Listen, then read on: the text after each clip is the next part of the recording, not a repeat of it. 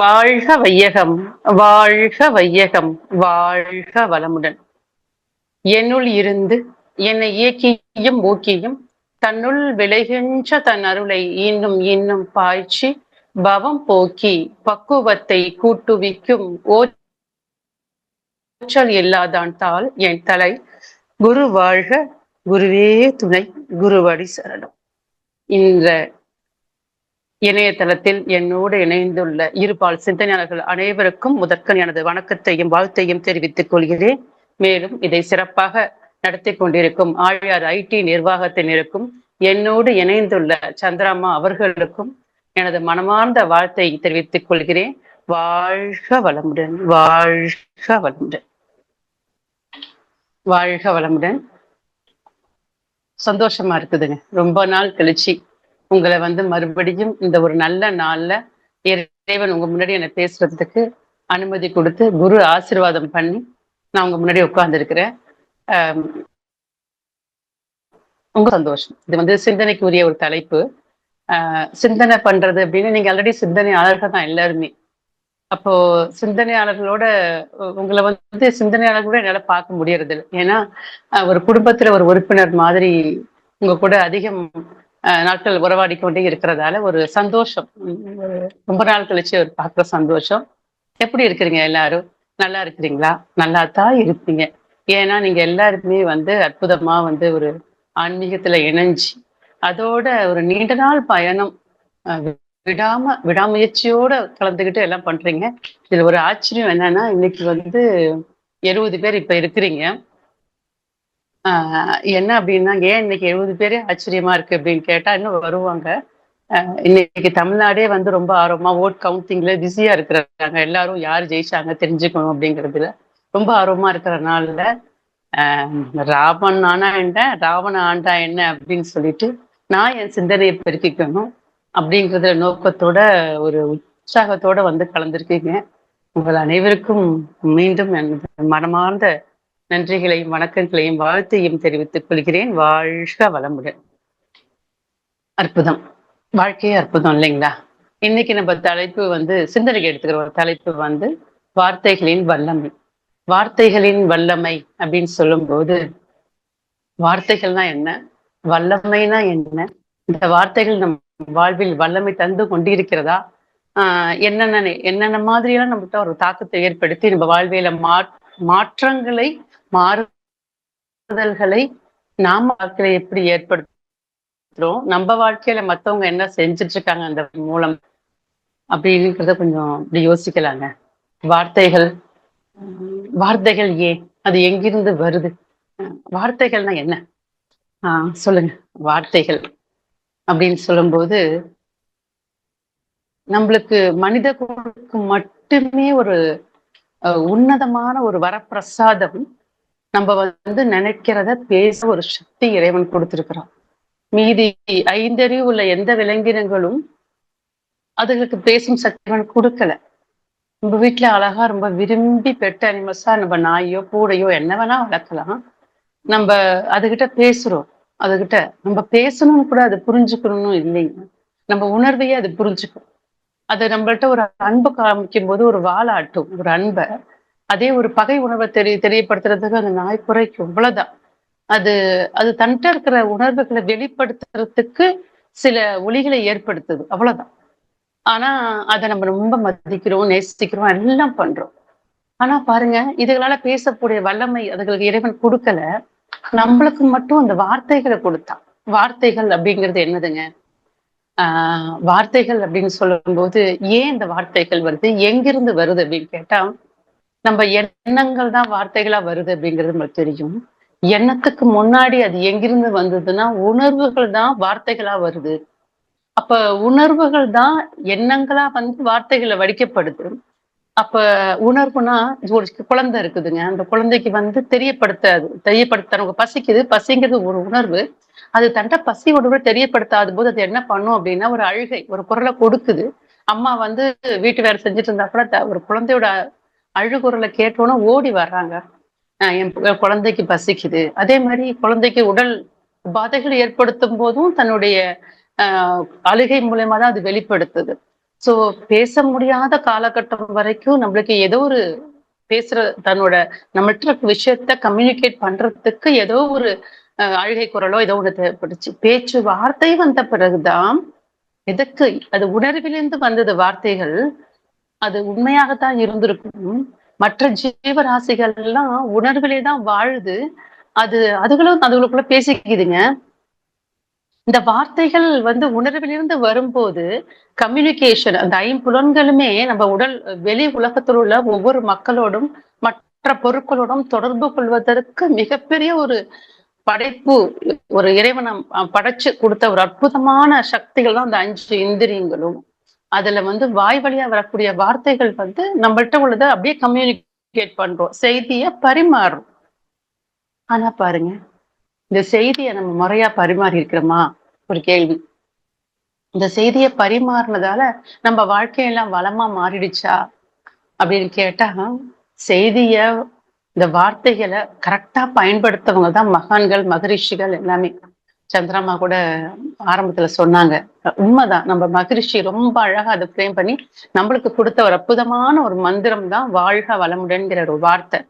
அதை எப்பயுமே சதா சொல்லிட்டே இருங்க. எத்தனையோ வார்த்தைகள் இருக்கும்போது அது மட்டும் நம்மளுக்கு அதை பத்தி வாழ்த்தும் பயனுமே நம்ம கேள்விப்பட்டு நிறைய நம்ம சிந்தனைக்கு எடுத்திருக்கிறோம். சோ அந்த ஒரு வார்த்தையும் அதை சார்ந்துதான் சங்கல்பம் வந்துச்சு. அதை சார்ந்துதான் வாழ்த்து வந்துச்சு. உலக நல வாழ்த்து வரைக்கும், உலக நல வேட்பு வரைக்கும் நம்ம ஒவ்வொன்றா சொன்னது எல்லாமே வார்த்தைகளின் கோர்வையாக நாம அந்த ஒரு ஒரு ஒளி அலையை எழுப்பி இந்த பிரபஞ்சத்துல நம்மளுக்குள்ளேயும் பதிஞ்சு, இந்த பிரபஞ்சத்திலையும் பதிஞ்சு ஒரு எல்லாரும் சிறப்பா வாழ்வதற்கு குருபரன் அமைச்சு கொடுத்தது இந்த முறை. ஆனா நம்ம இதை தாண்டி நம்மளோட வாழ்க்கையில இந்த வார்த்தைகளின் வல்லமையை நம்ம எந்த அளவுக்கு புரிஞ்சிருக்கிறோம்? முதல்ல வல்லமைன்னா என்னன்னு தெரிஞ்சுக்கலாம். வல்லமை அப்படின்னு சொன்னாலே நிறைய இருக்குது. நம்ம அதோட சக்தி, அதோட அதோட ஆற்றல், அதோட வலிமை, அதோட வீரம், தைரியம். இப்ப ஒரு வார்த்தைகள் இருக்குதுன்னா அதோட வலிமை, அது நம்ம பேசக்கூடிய ஒவ்வொரு வார்த்தைகளும் என்னோட உடல்லையும் என்னோட மனதிலையும் எந்த அளவு உறுதித்தன்மையை ஏற்படுத்துது. முதல்ல அந்த ஒரு பாயிண்ட். அடுத்ததா பாத்தீங்கன்னா சக்தி, ஆற்றல். இந்த வார்த்தைகளோட ஆற்றல் நான் செயல் செய்யக்கூடிய விஷயங்கள், எண்ணம், சொல், செயல், இந்த என்னோட செயல்கள்ல எந்த அளவு ஒரு தகுதி தன்மையையும் எந்த அளவு செய்து முடிக்கும் சக்தியையும் கொடுக்கிறது அப்படிங்கிறது அடுத்த பாயிண்ட். அடுத்ததாக செயல் செய்யும் தைரியத்தை கொடுக்கிறதா, ஒரு வீரம், தைரியம் நம்ம என்கிட்ட இருக்குதா, இந்த வார்த்தைகள் தருகிறதா அப்படின்னு பார்க்கும்போது வல்லமை. அதுதான் மகாகவி பாரதியார் சொல்றாரு, இந்த மாநிலம் முழுவதும் பயன்பெறவே அப்படின்னு சொல்லிட்டு. அப்பேற்பட்ட அந்த சக்தி இந்த வார்த்தைகள்ல புதைஞ்சு இருக்குது. அது நம்ம வாழ்க்கையே பிரட்டி போடக்கூடிய சக்தி வாய்ந்தது இந்த வார்த்தைகள். அந்த வார்த்தைகள் ஒவ்வொன்னா பார்த்துட்டே வரலாம். என்னென்ன செய்யுது?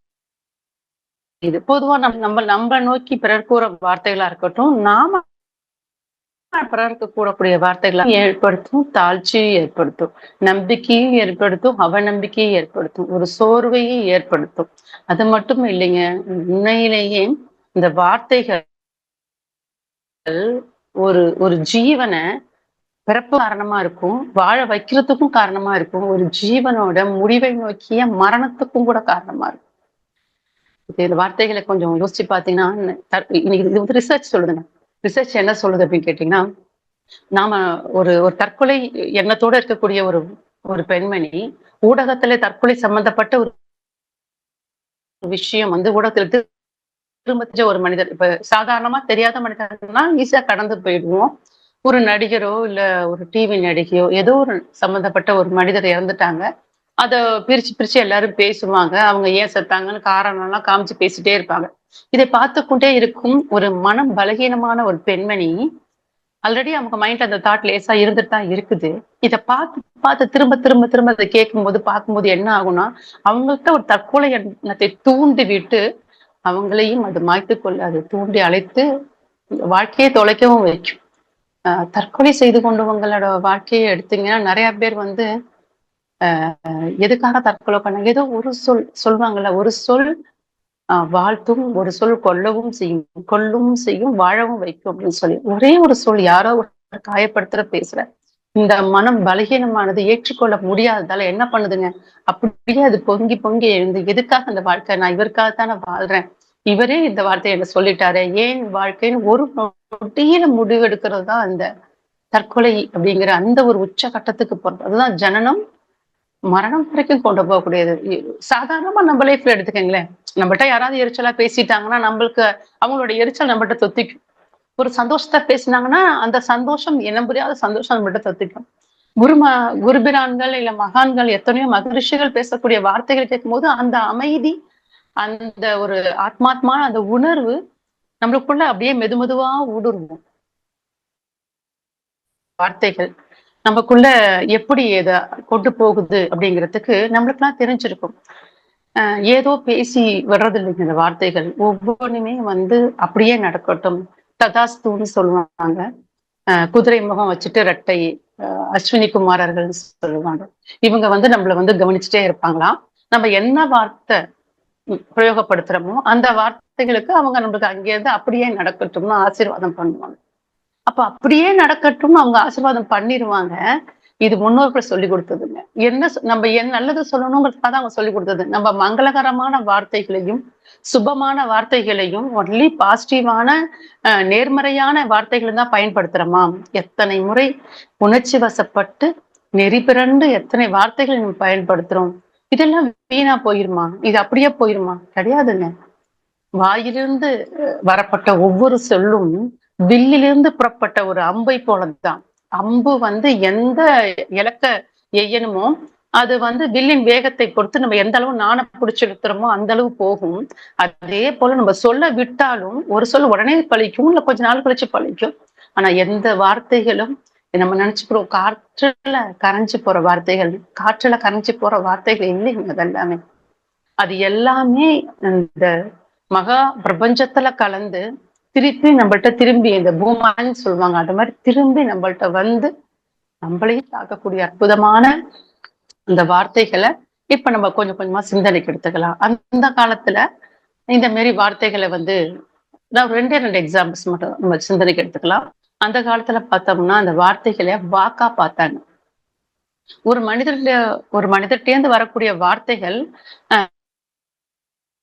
நான் வாக்கு கொடுத்துட்டேன் அப்படின்னு சொன்னா அது சத்தியமானது நம்புவாங்க. சோ அதுக்கு உண்டானது படி அவங்க அதை நிறைவேற்றியே தீரணும்னு அவங்களுக்குள்ள ஒரு உறுதிமொழி இருக்கும். அது மட்டும் இல்லைங்க. அவங்க என்ன பண்ணுவாங்கன்னா அந்த வார்த்தைகள் வெளிவந்தவங்களுக்கும் அதை செஞ்சே தீரணும்னு ஒரு கட்டாயமும் இருக்கு.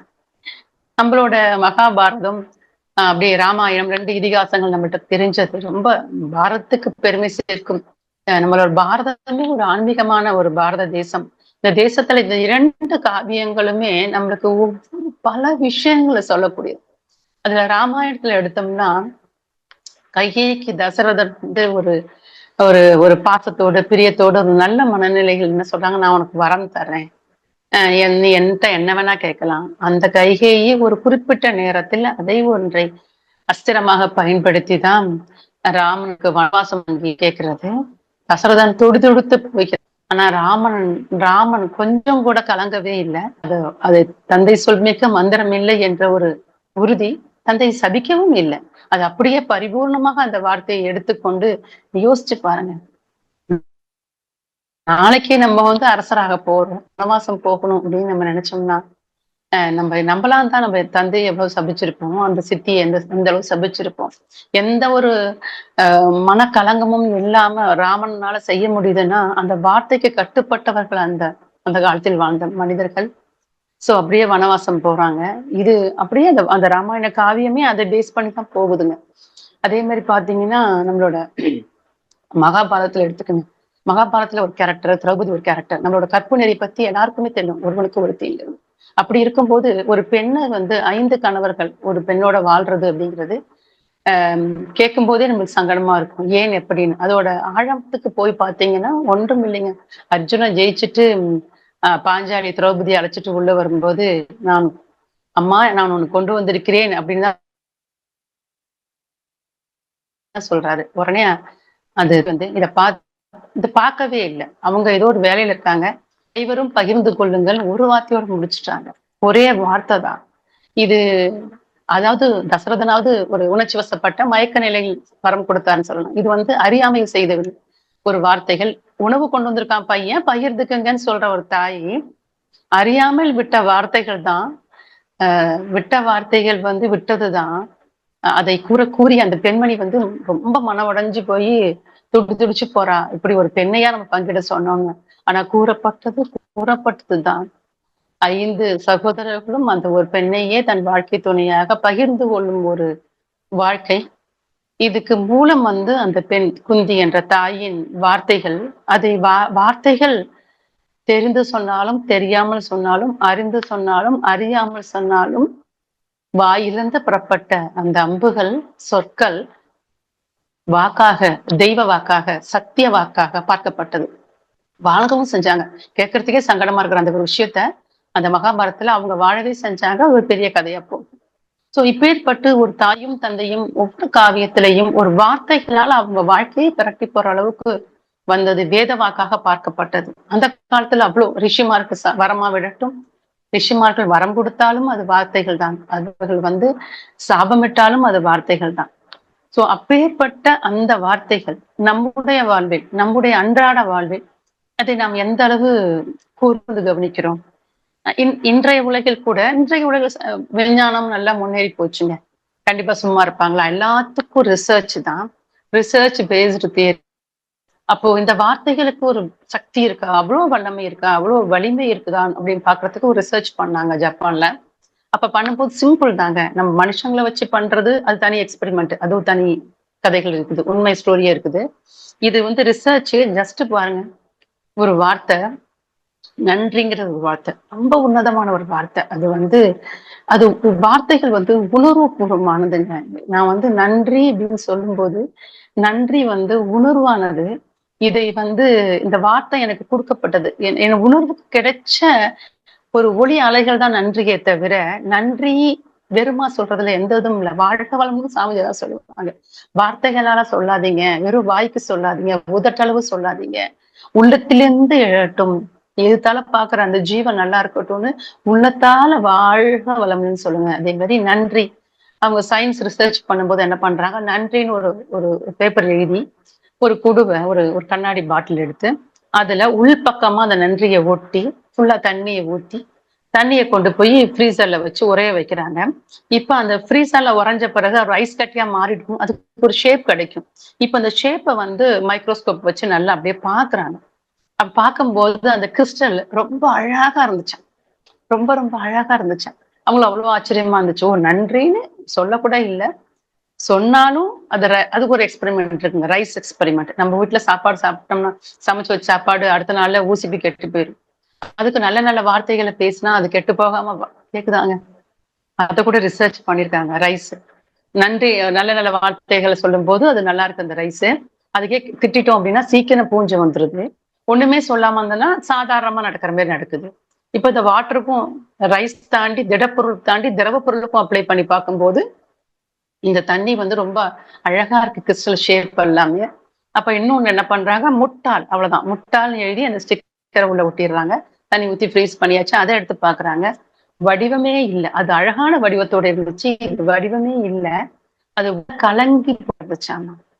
பாருங்க, இது நம்ப முடியுதான்னு கேட்டா இது ரிசர்ச் நம்பித்தான் இல்லைங்களா? இது நம்மளுக்கு எப்படி மாற்றத்தை ஏற்படுத்தும்? அது நீர்ல தானே ஏற்படுச்சு நம்ம நினைக்கிறோம். நீர் அல்லைங்க. இந்த உடல் பஞ்சபூதங்களின் கூட்டு. இந்த பஞ்சபூதங்களின் கூட்டுல 70% நம்ம உடம்புல நீரோட ஆதிக்கம் இருக்குது. அப்ப நம்மள நோக்கி வரக்கூடிய வார்த்தைகளும் நாம உதிர்க்கிற அந்த வார்த்தைகளும் எந்த அளவு இந்த பிரபஞ்சத்துல தாக்கத்தை ஏற்படுத்தும்? கண்டிப்பா ஏற்படும். அதுக்கும் நிறைய ரிசர்ச் இருக்குது. நெகட்டிவாவும் நிறைய சொல்லலாம், பாசிட்டிவா நிறைய விஷயங்கள் இருக்குது. அப்படி பார்க்கும்போது இன்னைக்கு பாசிட்டிவான விஷயங்களையும் நெகட்டிவான விஷயம், முதல்ல நெகட்டிவான என்னென்ன பண்றாங்க அப்படின்னு. நம்மளுக்கு 2ஆம் உலகப் போர் நடந்துச்சுங்க. 2ஆம் உலகப் போர் நடக்கும்போது ஜப்பான்ல வந்து என்ன பண்றாங்க, நிறைய 2ஆம் உலகப் போர் நடக்குது. அப்போ வந்து இந்த ஜெர்மானியர்கள் வந்து யூத கைதிகளை எல்லாம் வந்து பிடிச்சு வச்சுட்டு அதுல சில எக்ஸ்பெரிமெண்ட் பண்ணணும்னு பாக்குறாங்க. அவங்க வந்து விதவிதமா அவங்கள கொண்டு தீர்த்தாங்க. பனிஷ்மெண்ட் தண்டனை. அதுல ஒரு பனிஷ்மெண்ட்டை எக்ஸ்பெரிமெண்டா எடுத்தாங்க. என்ன பண்ணாங்கன்னா, இந்த யூத கைதிகள் படுக்க வச்சுட்டாங்க. அவங்க கண் முன்னாடி அவங்க உடம்புல இருந்து ரத்தத்தை உறிஞ்சி ஒரு பாட்டில்ல விழுற மாதிரி பண்ணாங்க. இதை பண்ணிட்டு அவங்க 2 பேர் கண்ணையும் கட்டிட்டாங்க. கட்டிட்டு உங்க உங்க உடம்ப பாருங்க, உங்களை வினோதமா நாங்க சாகடிக்க போறோம். உங்க உடம்புல உள்ள பூரா ரத்தத்தையும் நாங்க உறிஞ்சிருவோம். அப்புறம் உங்க உடம்பு தானா வந்து அது உயிர் விட்டுரும். இதை கேட்டோன்னே கேட்கறவங்களுக்கு எப்படி இருக்கும்னு பாருங்க. அவ்வளவு பயம் வந்துருச்சு. அதே மாதிரி 2 பேர் கண்ணை கட்டிட்டாங்க. ஆனா அவங்க என்ன பண்ணாங்க, எக்ஸ்பெரிமெண்ட்டுங்கிறதால ஒருத்தருக்கு உண்மையிலேயே அந்த ரத்தம் ஒரு பாட்டில விடும்போது டப் டப் டப்னு சத்தம் வர மாதிரியே டப் டப்னு ஒவ்வொரு சவுண்டா மாதிரி சத்தம் வச்சு ஒரு பாட்டில வச்சுட்டாங்க. இன்னொருத்தருக்கு சத்தம் மட்டும்தான் கேக்குது. உண்மையிலே அந்த அவங்களோட பிளட்டை எடுக்கல. பிளட் ஓடிட்டே தான் இருக்கு. கட் பண்ணல. ஆனா இது கண்ணை கட்டினதால அந்த மனிதருக்கு தெரியல. உண்மையிலேயே ரத்தம் வெளியேறிய மனிதனும் இறந்து போகிறாரு. ரத்தம் வெளியேறியதாகிய நம்பி ஐயோ நான் சாவ போறேன், ஐயோ நான் சாவ போறேன்னு மனதுக்குள்ள அந்த அவங்களோட வார்த்தைகள் நம்பி அந்த மாற்றத்தை புரிஞ்சுக்காம எதிர்மறை சிந்தனைகளோட இருந்ததால அதே மனிதரும் பரிதாபமாக உயிரிழந்து போனார். அப்பேற்பட்ட அந்த விஷயம் வந்து நடத்த முடியுது அப்படின்னா எந்த அளவு நம்மளோட உடல் சார்ந்தது, இந்த மனம் சார்ந்தது, இந்த நம்மளோட வார்த்தைகள் உடலுக்குள்ளேயும் உயிருக்குள்ளேயும் மனசுக்குள்ளேயும் எந்த அளவு தாக்கத்தை ஏற்படுத்துதுன்னா உயிரை எடுக்கவும் முடியுது. உயிரை வாழ வைக்கிற கதைகளும் ஏகப்பட்டது இருக்குது. எத்தனையோ மனிதர்களை வாழவும் செய்யறாங்க. தற்கொலைக்கு போய் திரும்பி வந்து ஏதோ ஒரு குரல் கேட்டு வந்து ஏதோ ஒரு மனிதரோட ஆத்மாத்மான அன்பான குரல்களை கேட்டு மீண்டெடுத்து வந்து வாழ்ந்த கதைகளும் நிறைய இருக்குது. அப்பேற்பட்ட உன்னத உச்சமான நிறைய விஷயங்கள் இருக்குது. அதுல நெகட்டிவான வார்த்தைகள். அப்ப நாமெல்லாம் ஒண்ணும் பண்ணலைங்க அப்படின்னு நம்மளே சொல்லிட்டா கூட நம்மளோட வாழ்க்கையில நம்மளுக்கு பிரச்சனைகள் வரும்போது நாம அதை எப்படி கையாளுறோம்? இந்த வார்த்தைகள் வந்து நாம அதை எப்படி வெளிக்கொண்டு வரோம்? மற்றவர்கள்ட்ட பேசும்போது அந்த வார்த்தைகளை போட்டு ஒரு பிரச்சனையும் இல்லைங்க, எனக்கு ஒரு பிரச்சனை, நான் நல்லா தான் இருக்கேன்னு யாராவது சொன்னாங்கன்னா அடிக்கடி அவங்க வார்த்தைகளை பிரச்சனை இல்லைன்னு சொன்னாங்கன்னா பிரச்சனை அவங்கள வச்சிருக்காங்கன்னு அர்த்தம். அது இவங்க பிரச்சனை இல்லைன்னு ஒரு வார்த்தை திரும்ப திரும்ப சொல்ல அது இழுத்து கொண்டு அவங்களே சேர்க்கிறாங்கன்னு அர்த்தம். சோ எந்த அளவு நம்மளோட வார்த்தைகள் நம்ம நினைச்சுக்கிறோம் பாசிட்டிவா தானே நான் பேசுறேன் அப்படின்னு. பாசிட்டிவா பேசினா கூட நெகட்டிவான வார்த்தைகளை நம்ம அந்த இடத்துல அப்ளை பண்றோம். அதே மாதிரி சின்ன சின்ன சின்ன விஷயங்களுக்கும் கூட நம்மளோட ஒரு இக்கட்டான சூழ்நிலைகள் வரும்போதும் நம்ம எப்படியெல்லாம் அதை பயன்படுத்தி அது நம்மளுக்கு தெரியாது, நம்மள அறியாம தான் செய்யும். மற்றவங்களை காயப்படுத்துறதுக்கும் பயன்படுத்துவோம். நம்மள சமாதானப்படுத்துறதுதான் நினைச்சுக்கிட்டே நம்மளும் நிறைய விஷயம் பண்ணுவோம். அது 2-3 விஷயம் மட்டும் நான் இங்க உங்கள்கிட்ட பகிர்ந்துக்கலாம்னு நினைக்கிறேன். இந்த வார்த்தைகளின் மகிமை அப்படின்னு சொல்லும்போது மகிழ்ச்சியோட வாழ்க்கையில நடந்த ஒரு சம்பவம் உங்களுக்குலாம் தெரிஞ்சிருக்கும் கண்டிப்பா. மகான் வந்து ஒரு நிறைய கடன் பட்டிருக்க நேரத்துல வந்து அவங்களுக்கு கடன் சும்மா அதிகமா இருந்துச்சு. அப்ப எப்பேற்பட்டாவது இந்த கடன் எல்லாம் தீர்ந்து வேண்டும் இறைவா அப்படிதான் இறைவான்ட்டு அவங்க சங்கல்பம் வைக்கிறாங்க. அது கடன் தீர்ந்து போச்சு. எப்படி தீர்ந்து போச்சுங்க? மகான் குருபிரானோட சொத்தெல்லாம் வித்து அந்த கடனை தீர்க்கிற மாதிரி சூழல்ல இறைவன் கொண்டு வந்து விட்டான். அதுவும் அவங்களுக்கு நல்லது. ஏன்னா அவங்க முழுமையாக தன்னை இந்த உலகத்துக்கு அர்ப்பணித்துக் கொண்டு அடுத்த கட்ட நகர்வுக்கு நகர்ந்துட்டாங்க. ஆனா நம்மள போலவங்க அறியாம எப்படியாவது அப்படின்னா இதே மாதிரி நீங்க சுத்தி உள்ள மனிதர்களையும் நம்மளோட வாழ்க்கையில் நடந்த சம்பவங்களையும் யோசிச்சு பாத்தீங்கன்னா நிறைய இருக்குது. எனக்கு தெரிந்த பெண்மணி ஆகட்டும், ஒரு பொண்ணு வந்து ஒரு பெண்மணி நான் சிறு வயதுல இருக்கும்போது உங்களுக்கு குழந்தை பிறக்கல. இறைவா அப்ப வந்து எல்லாரும் கேட்கறாங்க குழந்தை பிறக்கலன்னு கேட்கும்போது அவங்க போய் தெய்வத்திட்ட வேண்டும் போது எப்படி வேணும், எனக்கு ஒரு நல்ல குழந்தைய கொடு இறைவான்னு கேட்டிருக்கணும். கொஞ்சம் வார்த்தையை மாத்தி போட்டாங்க. இறைவா எனக்கு ஊனோ குருடோ ஏதோ ஒரு குழந்தைய கொடுன்னு. அவங்க பிறந்த குழந்தை ஊமையாதான் இருந்துச்சு. புத்தி சுவாதீனமா அது இருந்துச்சு. ஒரு நல்ல ஒரு குழந்தையா இல்ல. அதுக்கு பிறகு நல்ல குழந்தைகள் 2 பிறந்தாங்க. இது இப்படி நடக்குமான்னு கேட்டா நம்ம எதை கேட்கிறோமோ அது நம்மளுக்குள்ளேயும் பதியுது, பிரபஞ்சத்திலையும் பதியுது. சோ இழுத்து கொண்டு வந்து சேர்த்துரு.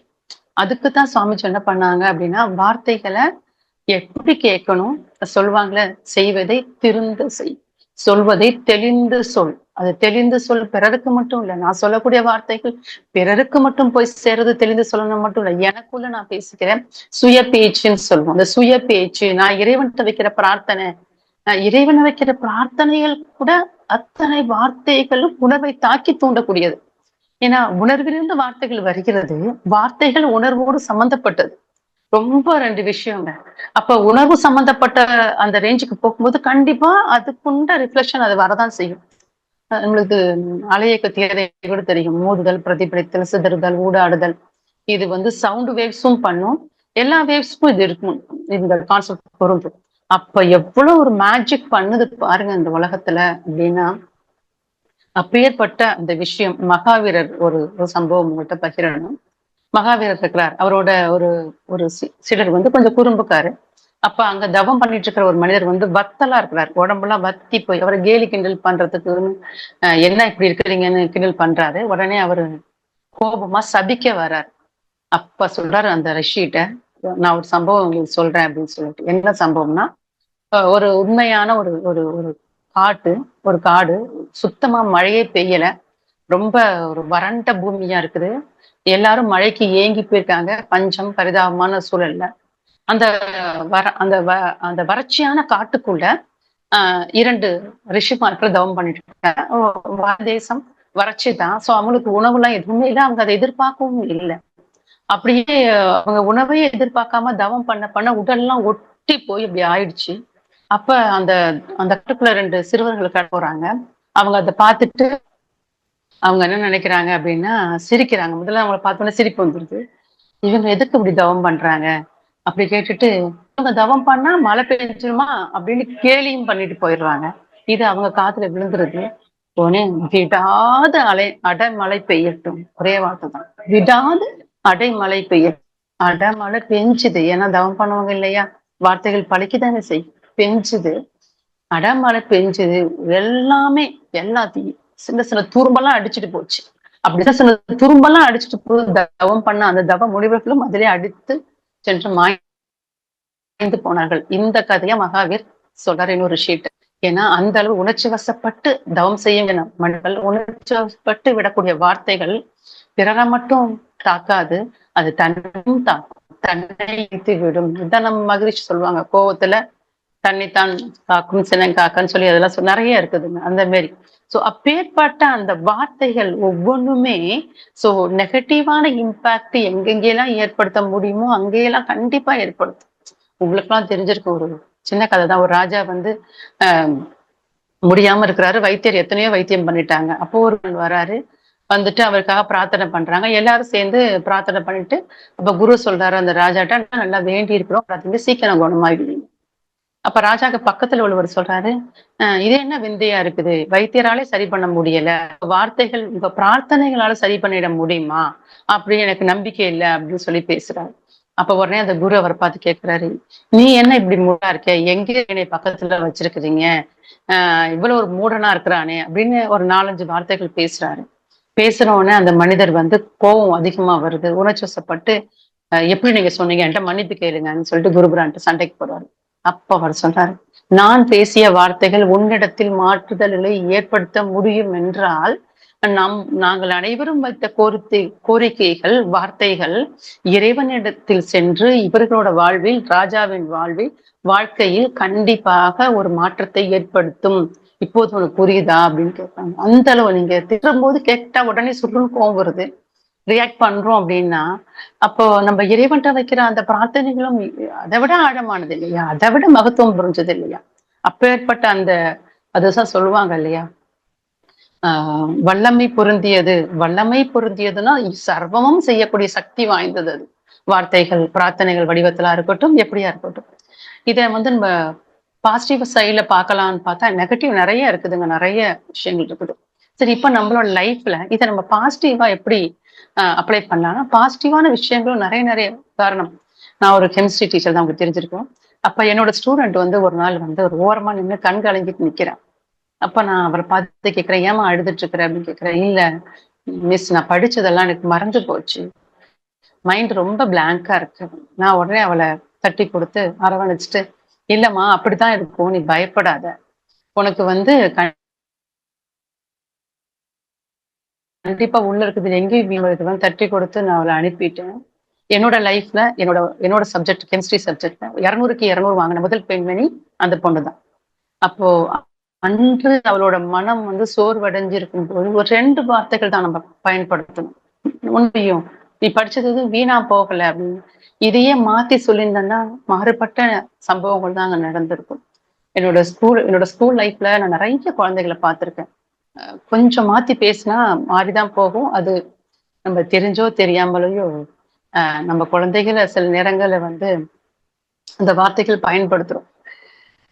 அவங்க மனசை தாக்கும்.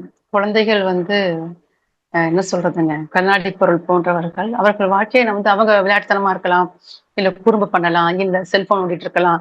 ஆஹ் இது எல்லாமே தாண்டி பெற்றோர்கள் இல்ல ஆசிரியர் பெருமக்கள் அவங்க மேல நம்பிக்கை வைக்காட்டி, அந்த நம்பிக்கையான வார்த்தைகளை அவங்களுக்கு நம்ம குடுக்காட்டி, ஊக்கப்படுத்தாட்டி, அவங்க எப்படி அவங்களோட தனித்திறமையை வெளிக்கொண்டு வருவாங்க சொல்லுங்க. சோ இது வந்து ஒரு விஷயத்துக்கு மட்டும் சொல்லலைங்க. இது வந்து அஹ் நிறைய விஷயங்கள் இருக்கு வாழ்க்கையில. நம்ம பயன்படுத்துற ஒவ்வொரு வார்த்தைகளுமே எத்தனையோ மனிதர்களை வந்து போய் சேருது. எத்தனையோ மனிதர்கள் சமுதாயத்திலேயே மாற்றத்தை ஏற்படுத்த கூடிய அளவுக்கு சக்தி இருக்குது. அதுல பார்த்தோம்னா நம்ம எந்த அளவு நாவடக்கமா இருக்கிறோமா, எந்த அளவு நம்ம சொல்லக்கூடிய சொற்கள் வந்து பலன் தரக்கூடியதா இருக்குது அப்படிங்கிறது. நம்ம உணர்ச்சி வசப்பட்ட நேரத்துல பேசிடுறோம். அது கோழி மிதிச்சு குஞ்சு சாவாதுன்னு நம்ம சொல்லிடுவோம் ஈஸியா. ஆனா கோழி மிதிச்சா அழுத்தி மிதிச்சா கொஞ்சம் காயப்படத்தானே செய்யும். சோ அதனால நம்ம அந்த மாதிரி வார்த்தைகள்ல என்னது சூழல்ல வருதுன்னு கொஞ்சம் கவனிக்க ஆரம்பிச்சாலே போதும். அப்படி கவனிக்க ஆரம்பிக்கும் போது நம்மளோட சூழல்கள்ல வார்த்தையை விடுறோமா, அப்படி எந்த சூழல்ல வார்த்தையை விடுறோமாங்கிறது ரொம்ப முக்கியம். அத வந்து இயேசுபிரானும் சொல்லியிருக்கிறாரு. புத்தரோட லைஃப்லயும் ஒரு சம்பவம் நடந்திருக்குது. இயேசுபிரான் என்ன சொல்றாருன்னா, உன்னோட நாவிலிருந்து உனக்கு நம்ம நாவு, இந்த நாக்கு, இந்த வாய், இந்த உள்ள தள்ளக்கூடிய அந்த உணவு நஞ்சல்ல, உன்னிலிருந்து வெளிவரும் வார்த்தைகள் தான் தீங்கு தரக்கூடியதாக இருக்கும். நஞ்சே உள்ள போனாலும் ஒண்ணும் செய்யாது. ஆனா நஞ்சை போன்ற வார்த்தைகள் வரும்போது மிகப்பெரிய கொடுமை பண்ணும் அப்படின்னு இயேசுபிரான் சொல்றாரு. இதோட புத்தரோட வாழ்க்கையில உங்களுக்கு 2, 3 சம்பவம் நீங்க நிறைய கேள்விப்பட்டிருப்பீங்க. உங்களுக்கு தெரியும், ஒரு கிராமத்து வழியா அவர் கடந்து போகும்போது ஒரு கிராமத்துல கொஞ்சம் இருங்கன்னு சொல்லி அவர் அத்தனை வசமொழி வார்த்தைகள் பிரயோகப்படுத்துறாங்க. அவரு சொல்றாரு, நீங்க பேசினதெல்லாம் பேசி முடிச்சிட்டீங்களா? எந்த மாற்றம், நான் வந்து அவசரமா பிரசங்கம் பண்ண வேண்டியது அடுத்த கிராமத்துக்கு, உங்களுக்கு இன்னும் பேச வேண்டியது இருக்குதுன்னா நான் பேசி முடிச்சுட்டு திரும்பி வரும்போது பேசிக்கங்க, அப்ப நான் உங்களுக்கு உண்டான நேரம் கொடுக்குறேன். எந்த ரியாக்ஷன் முகத்துல காமிக்காம சொல்றாரு. அவங்களுக்கு ஒரே ஆச்சரியமா இருக்கு. நான் உங்களை திட்டிட்டு இருக்கோம், நீங்க என்ன இப்படி பேசுறீங்க? அப்ப சொல்றாரு, இந்த வார்த்தைகள் என்னிடத்தில் வேலைகள் செய்திருக்கும் 10 வருடங்களுக்கு முன்னால். 10 வருடத்துக்கு முன்னா எது கேட்டாலும் ரியாக்ட் பண்ணியிருப்போம். நம்மளோட லைஃப் அப்படித்தானே இருக்குது. டக்குன்னு யாராவது வார்த்தை சொன்னா உடனே ரியாக்ட் பண்றோம். ஆனா இப்போ நான் அதுல இருந்து விலகி வந்துட்டேன். இந்த வார்த்தைகள் என்னிடத்த வேலை செய்வதில்லை. அப்பாவது சொல்றாரு, இதுக்கு முன்னாடி கிராமத்துல இனிப்பு கொடுத்தாங்க, நான் இனிப்பை வாங்கல, திரும்பி அவங்க எடுத்துட்டு போயிட்டாங்க. அதே மாதிரி நீங்க இப்ப வசைமொழி வார்த்தையில கொடுக்குறீங்க, நான் ஏற்றுக்கொண்டால் மட்டும்தான் அது என்ன சேரும். நான் ஏற்றுக்கொள்ளாட்டி திருப்பி உங்களுக்கு தானே அது சேரப்போகுது அப்படிங்கிறாங்க. அவ்வளவு ஒரு மகத்துவம் புரிந்த அந்த புத்தரோட வாழ்க்கையில அந்த உறுதிமொழியை கடைசி வரைக்கும் அவர் ஃபாலோ பண்ணார். அவரோட வாழ்க்கையில கடைசியில ஒரு சம்பவங்க. ஒரு நாள் வந்து ஒரு ஏழை, பரம ஏழை வந்து அவரை எப்படியாவது விருந்துக்கு அழைச்சிடணும்னு சொல்லி புத்தர் தூங்கும் போதே போய் உட்கார்ந்துக்கிறார் அவர் கால் மாட்டுல. தூங்கி முடிச்ச உடனே கால் மாட்டுல உட்காந்துட்டு, எனக்கு மிக நீண்ட நாட்களாக எனக்கு இது இருக்குது, அதனால இன்னைக்கு ஒரு நாள் என் வீட்டுக்கு வந்து வீட்டுல இருந்து நீங்க வந்து எனக்கு உணவு அருந்தணும் அப்படின்னு சொல்லி கேட்கிறார். அப்படி கேட்டோடனே இவர் முதல்ல கூப்பிட்டுட்டாரா, சரி வரேன் அப்படின்னு ஒத்துக்கிறாரு. அவர் முகத்தை பாக்குறாரு, அவ்வளவு ஏக்கம். இது சொல்லி முடிச்சிட்டாரு. இவர் கூப்பிட்டு முடிச்சு கொஞ்ச நேரத்திலேயே அந்த நாட்டின் ராஜா வந்து படைத்தளபதி அழைச்சு, நீங்க எங்க வீட்டுக்கு விருந்துக்கு வரணும் கூப்பிடுறாரு புத்தர். புத்தர் சொல்றாரு, இல்ல நான் அவனுக்கு வாக்கு கொடுத்துட்டேன், அவங்க வீட்டுக்கு தான் நான் போவேன், வரமாட்டேன் அப்படின்னு சொல்லி மறுத்துறாரு. ஏன்னா வாக்குல அவங்க எல்லாம் ரொம்ப கரெக்டா இருப்பாங்க, ஒரு தடவை சொன்னா சொன்னதுதாங்க. சோ போகிறாரு. ஆனா பரம ஏழை இல்லையா, அவங்கள்ட்ட விவசாயம் எல்லாம் கிடையாது. அவங்க வந்து பதப்படுத்திய உணவுப் பொருட்கள் தான் உள்ள கூடியவங்க. அப்ப இந்த மழை பெஞ்சா முளைக்கும் பாருங்க காளான், அத மாதிரி அங்க நிறைய மண்டி கிடக்கும். அதை பதப்படுத்தி அதுதான் உணவா சமைச்சு சாப்பிடுவாங்க. அப்படி அவர் பதப்படுத்தி வச்ச அந்த காளான் ஒண்ணுனாச்சு கெட்டும் சில நேரங்களில் போயிருக்கும். அது ஆக்சுவலா புத்தருக்கு கொடுக்குற அன்னைக்கு அது கெட்டு போச்சு. அவர் அறியாத மனிதர் தான், அறியாம ஒரு ஆர்வத்தோட அதை அப்படியே அவர் படைக்கிறாரு. அவரும் சாப்பிட்றாரு. உடல் உபாதை ஏற்பட்டு விட்டது. நஞ்சு கலந்துட்டு உடம்புல, புத்தரோட உடம்புல எல்லாரும் திறந்துட்டாங்க. அப்ப புத்தர் சொல்றாரு, நான் இப்ப வந்து தயவு கூர்ந்து என் முதலாக இந்த பூமிக்கு கொண்டு கொடுத்த என்னை, நான் இந்த உலகத்துக்கு நான் வருவதற்கு காரணமான என் என் அன்னை எனக்கு கொடுத்த முதல் உணவு எவ்வளவு முக்கியமோ அதே போல இந்த பூமியை விட்டு இந்த உலகை விட்டு வேறு ஒரு இடத்திற்கு அழைத்து செல்வதற்கு எனக்கு கொடுக்கப்பட்ட இந்த கடைசி உணவும் மிக புனிதமானது. அதனால என் அன்னையை எந்த அளவு போற்றுவோமோ அதே போல இந்த மனிதரை தயவு கூர்ந்து நல்ல ஒரு மரியாதை கொடுங்க. அவரை எந்த ஒரு வசைமொழி வார்த்தைகளையும் பேசி காயப்படுத்தக்கூடாது. அவருக்கு தக்க மரியாதை கொடுக்கப்பட வேண்டும். ஆனந்தர்லாம் அவ்வளவு கோப்பறாரு, அவ்வளவு கத்துறாரு இல்லைன்னு சொல்லி அந்த நேரத்திலையும் கொடுக்கப்பட்டது நஞ்சு. ஆனா வந்த வார்த்தைகள் நஞ்சு அல்ல. அதுதான் இயேசுபிரான் சொல்றாருங்க. அந்த வார்த்தையில நஞ்சா இருந்தா சொல்லக்கூடிய வார்த்தைகள் பாருங்க. இயேசுபிரான் வார்த்தைகள், வாய்க்குள் போவது உங்களை மாசுபடுத்தாது, வாய்க்குள் போவது உங்களை உணவு வாய்க்குள் போவது உங்களை மாசுபடுத்தாது, நஞ்சு கூட தீங்கு செய்யாது, ஆனால் வாயிலிருந்து வெளிவரும் தான் உங்களை மாசுபடுத்தும். நம்மள மாசுபடுத்துறது நம்மள்ட்ட இருந்து வெளிவர வார்த்தைகள் தான். நஞ்சு கூட தீங்கு செய்யாது. நஞ்சோட தன்மையை வெளிப்படுத்தட்டும். நான் ஏன் தன்மையில இருக்கிறேன்னு புத்தர் பிரான் கடைசி நேரத்திலையும் அறியாத ஒரு மனிதர் செய்தத ஒரு மரியாதை கொடுத்து அவருக்கு மதிப்பு கொடுத்து அவரை காப்பாற்றி அவர் கருணை உள்ளம் அந்த புத்த பிரானுக்கு உண்டு. சோ அந்த அளவு வார்த்தைகள்ல கவனம் செலுத்தக்கூடியது.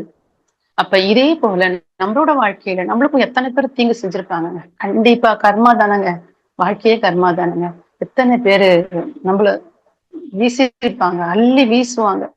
இதுல என்ன பெரிய விஷயம்னா, இந்த வார்த்தைகளை காற்றில் கரைந்து போகும் வார்த்தைகளை தூக்கி வருஷ கணக்கா நம்ம வச்சிருப்போம். என்னை அவமானப்படுத்திட்டாங்க, என்னை அவமதிப்பு செஞ்சுட்டாங்க, என்னை ரொம்ப இழிவா நடத்திட்டாங்க, நானும் அனுபவிச்சிருக்கேன்.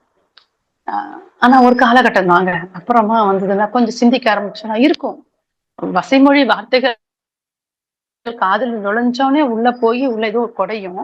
கொஞ்ச நேரத்துல எடுத்துக்கணும். இது சத்தியம் அல்ல, இது நிரந்தரைகள் காதில் கரைந்து போன வார்த்தைகள். இந்த வார்த்தைகள் எங்க வாயிலிருந்து புறப்பட்டதோ அவருக்கு சொந்தமான வார்த்தைகள், அவரோட தரத்தை நிர்ணயிக்கும் வார்த்தைகள்.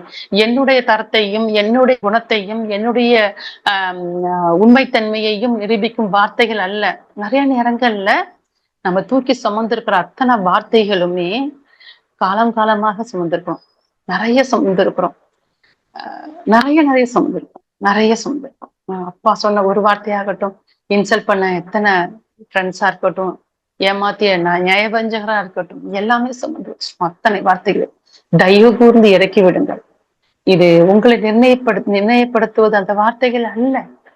அது நம்மளை பத்தி நம்மளுக்கு தான் தெரியும். நான் எவ்வளவு தூய்மையானவள், நான் எவ்வளவு உண்மையானவள், நான் எவ்வளவு நேற்று எனக்கு மட்டும்தான் தெரியும். அத போல ஒவ்வொருத்தரும் நம்ம நெஞ்சத்தொட்டு சொல்லிக்கலாம். இந்த உண்மைத்தன்மைக்கு இதை நிரூபிக்கணும்னு போனோம்னா கண்டிப்பா மறுபடியும் நம்ம நிரூபிக்க முடியாது. நான் நிரூபிக்க நம்ம ட்ரை பண்ணாலும் கேட்கறவங்க கேட்க மாட்டாங்க. ஆல்ரெடி அவங்களோட நோக்கம் வேற, உங்களை காயப்படுத்தணும் நோக்கத்தோட இருப்பாங்க. அவங்களோட புரிதல் வேற மாதிரி இருக்கும். நம்மளோட வாழ்க்கையில நம்ம இப்படித்தாங்க நிறைய நேரங்கள்ல இன்னும் ஒரு ஒரு ஒரு ஒரு வார்த்தை சுமந்து கொண்டிருக்கும். தயவு செய்து இன்றோடு அந்த வார்த்தை எடுத்துவீங்க. என்னை படைத்த இறைவனுக்கு தெரியும் நான் எவ்வளவு தூய்மையானவள் என்று. எனக்கு அனுக்கிரகம் கொடுத்த அந்த குருவுக்கு தெரியும் நான் எவ்வளவு சுத்தமானவள் என்று. என்னை சதா காலமும் அரவணைத்து நடத்தி கொண்டிருக்கும் அத்தனை நல்ல உள்ளங்களுக்கும் இறைவன் தான் நன்றியோடு அத்தனை ஆத்மாக்களை படைச்சு உள்ள அழைச்சு கொண்டு போய் இவ்வளவு வாழ வச்சுட்டு இருக்கிறான். இந்த ஒரு ஆன்மீக பாதையை அழைச்சு கொண்டு நல்லவர்கள் என்னன்னா அந்த பாதையில வந்திருக்கவே முடியாது. சோ நம்மள இன்னொருத்தவங்களுக்கு நிரூபிக்கணும் தயவு செய்து எந்த விஷயத்தையும் நம்ம ட்ரை பண்ணவும் வேண்டாம். இருப்பதை எடுத்துட்டே போட்டோம். குறை சொல்றாங்களா சொல்லிட்டு போட்டோம். சில பேர் இன்னும் கொடுப்பாங்க. சாமிஜியோட பாடல் நிறைய இருக்குதுங்க. அதை டச் பண்ண நிறைய பாயிண்ட்ஸ் இருக்குது. அவங்க சொல்லுவாங்க, என்னைய வசைமொழி நிறைய சாமிஜி பேசியிருக்காங்க. அப்ப சாமிஜி அதை எல்லாமே தள்ளி நின்று பார்த்துருங்க. அது எதுவுமே சாமிஜிக்கு ஆசீர்வாதமா அமைஞ்சதே தவிர அவங்களை பாதிப்பு உண்டாக்கவில்லை. அப்பேற்பட்ட அந்த வார்த்தை நம்மளோட வாழ்க்கையில வல்லமை தரக்கூடியதாக அமைத்துக் கொள்வோம் அப்படின்னா இன்னொரு ஒரு அற்புதமான ஒரு கதை. அந்த கதையில ஒரு ஆழம் இருக்கு. அந்த ஆழத்தோட நான் உங்களுக்கு இந்த டாபிக் முடிச்சுக்கிறேன். வார்த்தைகள்.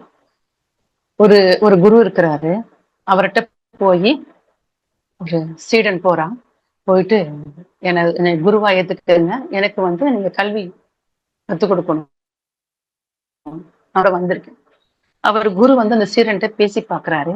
இவன் கொஞ்சம் புரிதல் இல்லாத தன்மை உள்ள சீடன், இவனை தவிர்க்கணும்னு பாக்குறாரு.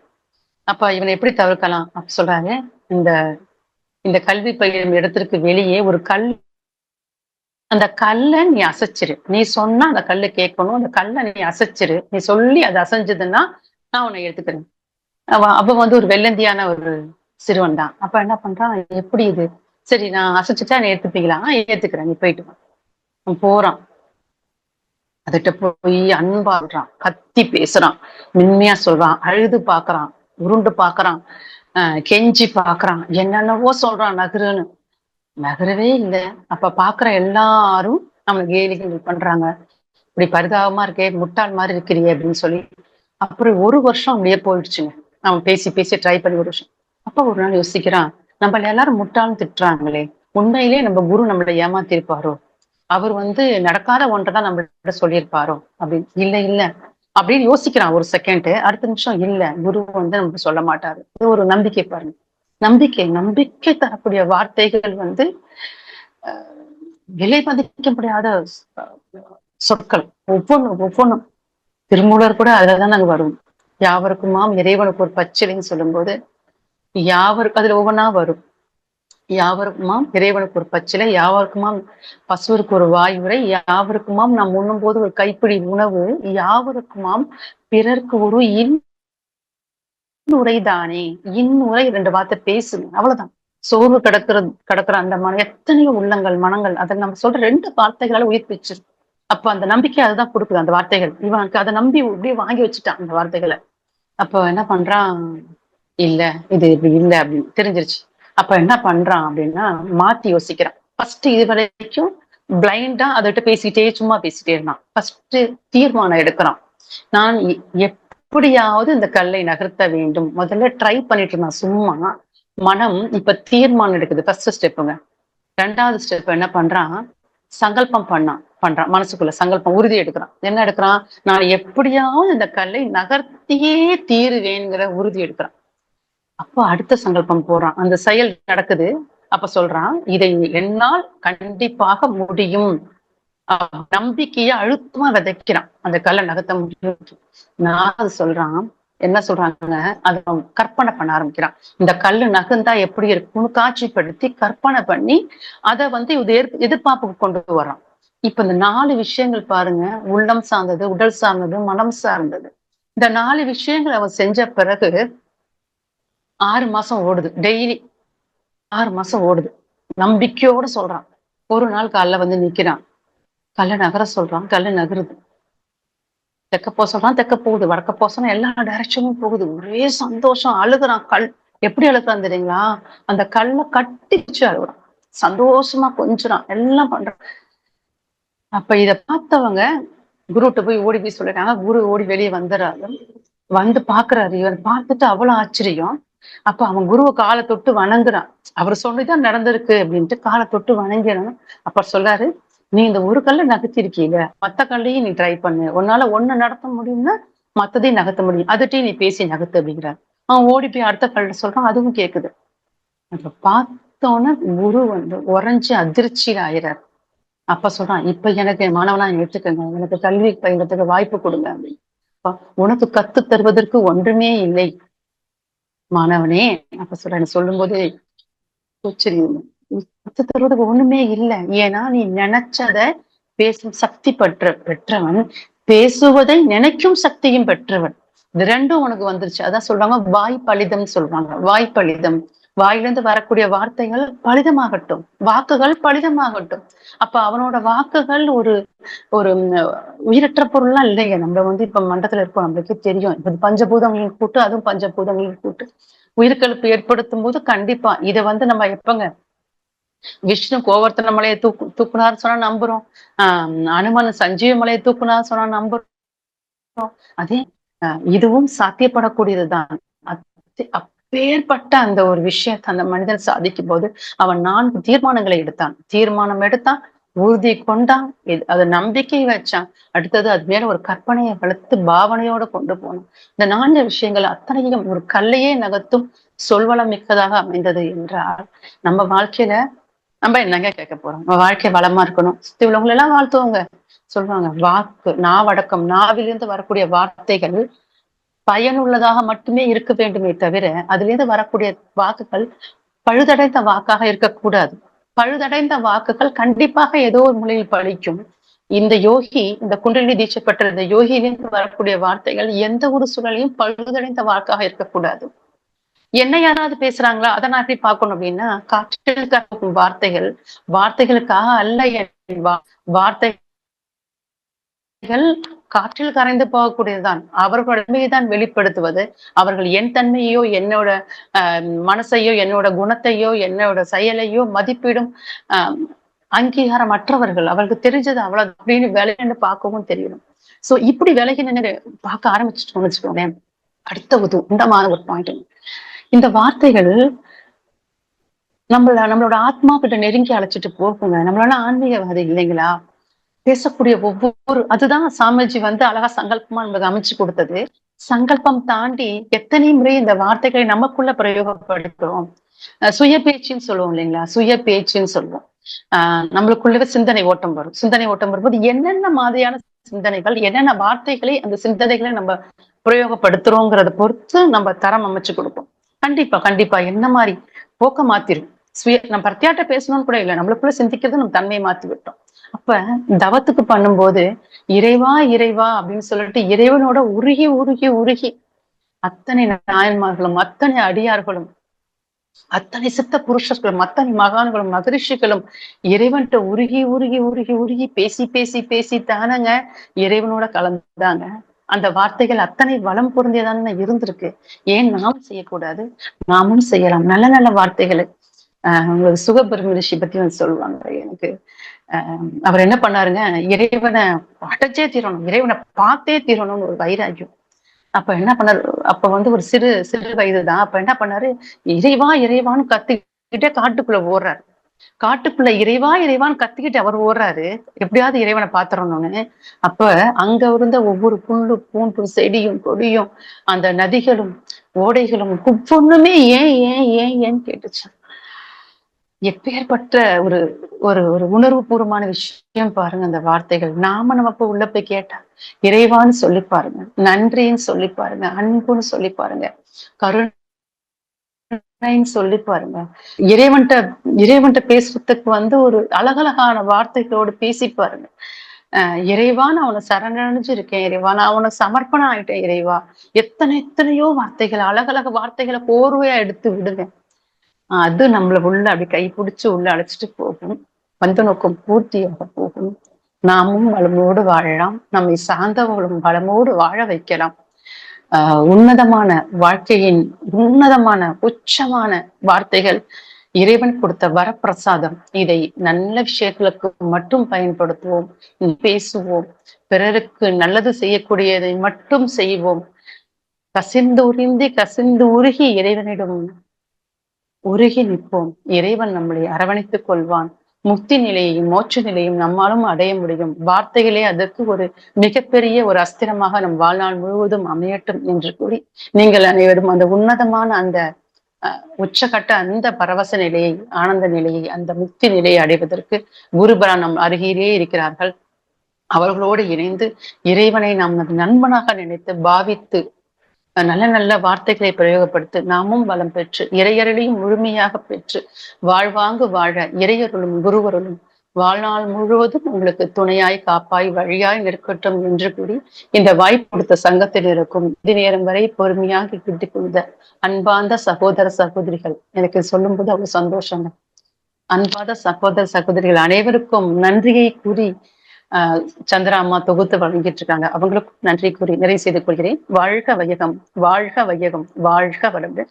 குருவே சரணம். தற்போது அம்மா அவர்களோடு கேள்வி பதில் நிகழ்ச்சியில் இணைகின்றோம். கேள்வி கேட்க விரும்பும் அன்பர்கள் கை சின்னத்தை உயர்த்தும் போது அவர்களுக்கான வாய்ப்பு வழங்கப்படும் என்பதை அனுமதித்துக் கொள்கின்றோம். வாழ்க வளமுடன். வாழ்க வளமுடன் சுபா அம்மா. வாழ்க வளமுடன்மா. வாழ்க வளமுடன். வாழ்க வளமுடன். அற்புதமா இருந்தது உரை. நம்ம இப்போ கேள்வி பதில் போகலாம். கிருபாநிதி அம்மா இருக்காங்கம்மா. கிருபாநிதி அம்மா, நீங்க அம்மாட்ட பேசலாம். சந்திராமா வாழ்க வளமுடன். சுபாமா நீ போன மே வாழ்க மாசம் வளமுடன்மா. வாழ்க வளமுடன். மே மாசம் உங்களை பார்த்ததுன்னு நான் நினைக்கிறேன். ஒரு வருஷம் கரெக்ட் ஆச்சு கரெக்ட். ஜூம்ல வந்து. ஆனா அதுக்கு இடையே ஆழியார்ல 2 தடவை பாக்குற வாய்ப்பு கிடைச்சது. அது நன்றிமா, உங்களை ஜூம்ல பார்த்ததே மிக்க மகிழ்ச்சியா இருக்கு. அது சந்திராமாவுடைய குரலோட கேட்டது ரொம்ப நாளைக்கு பிறகு நல்ல விருந்தா இருக்கு காதுக்கு. ரொம்ப நன்றி. வாழ்க வளமுடன்மா. ரொம்ப என்னுடைய கதையெல்லாம் எழுதி வச்சிருக்கேன். ஏன்னா எங்களுக்கு ஒரு வாய்ப்பு கிடைக்கல. அது அந்த மாதிரி ஜூம்ல சொன்னாங்க அப்படிங்கிறதுக்காவது எங்க நாலேஜுக்கு ஏத்துக்கிறதோட மத்தவங்களுக்கு அதை பகிரலாம்ங்கிறதுக்காக ரொம்ப நன்றிமா. உங்க அமைதியான குரல்ல ரொம்ப மகிழ்ச்சியா இருக்கு. ரொம்ப நன்றிமா. ரொம்ப ரொம்ப நன்றி. வாழ்க வளமுடன்மா. நன்றி நன்றி. ஒண்ணுமா, இப்ப உள்ள ஆசிரியர்கள், பேரண்ட்ஸ் வந்து பாட்டி எல்லாருமே அவங்கள பிள்ளைங்களை கண்டிக்கிற விதம் வேற மாதிரி இருக்கும். ஆனா எங்க வீட்டுல என்ன சொல்லுவாங்கன்னா, எங்க கிராமத்துல நான் அனுப்பிச்சிருக்கேன். அதுல ஒரு வார்த்தை வெல்லும், ஒரு வார்த்தை கொள்ளும். இந்த மாதிரி பேசாது. நம்ம நல்லதான் சொல்லியிருப்போம், நீ அப்படி சொல்லாது. எடுத்துக்கிற விதம் இருக்கு. ஒரு வார்த்தை வெல்லும், ஒரு வார்த்தை கொள்ளும். அது இந்த வார்த்தைன்னு நீங்க சொல்லல, எனக்கு அது ஞாபகம் வந்தது. இன்னொன்னு சொல்லுவாங்க, இவ சொன்னா இந்த காதுல வாங்கி அந்த காதுல விட்டு இருந்த வார்த்தைன்னு சொல்லுவாங்க. இது அடிக்கடி எங்க வீட்டுல யூஸ் பண்ற ஒரு வார்த்தை. இது எனக்கு இப்ப ஞாபகத்துக்கு வந்தது. ரொம்ப நன்றிமா. ஆனா நீங்க சொன்னதுல நான் அன்னைக்கு எழுதிக்கிறது, வாயில போன சாப்பாடு மாசுபட்டா கூட வார்த்தைகளை வந்து எப்படி காயப்படுத்தாம பேசணும் அப்படிங்கிறதுக்கு பல உதாரணம். கண்டிப்பா இது எல்லாரும் கடைபிடிப்பான். எனக்கு ஒண்ணுமா, உங்கள்ட்ட சந்தேகமா கேட்கல, நான் புரிஞ்சுக்கிட்ட விதம் தப்புன்னு நினைக்கிறேன். உணர்த்தப்பட்ட வார்த்தைகள் சொன்னவரை தாக்கும், ஆனா ஏற்றுக்கொண்டவர்களை தாக்காது அப்படிங்கிறீங்களே, அது எப்படி? நம்ம கொஞ்ச நேரம் குத்துதே மனசு. ஒருத்தர் ஒண்ணு சொல்லிட்டாங்களே அரை மணி நேரம் போராடுறமே. அது எப்படி ஏற்றுக்கொள்ளாம இருந்துருவோமா நம்ம? இப்ப நான் உங்களோட புரியுதுமா. எப்படின்னா ஏற்றுக்கொண்டாதான் அப்படின்னா, இப்ப புத்தர் போல ஒரு மகான் வந்து நம்மளும் அந்த நிலைக்கு தான் ஆசைப்படுறோம்.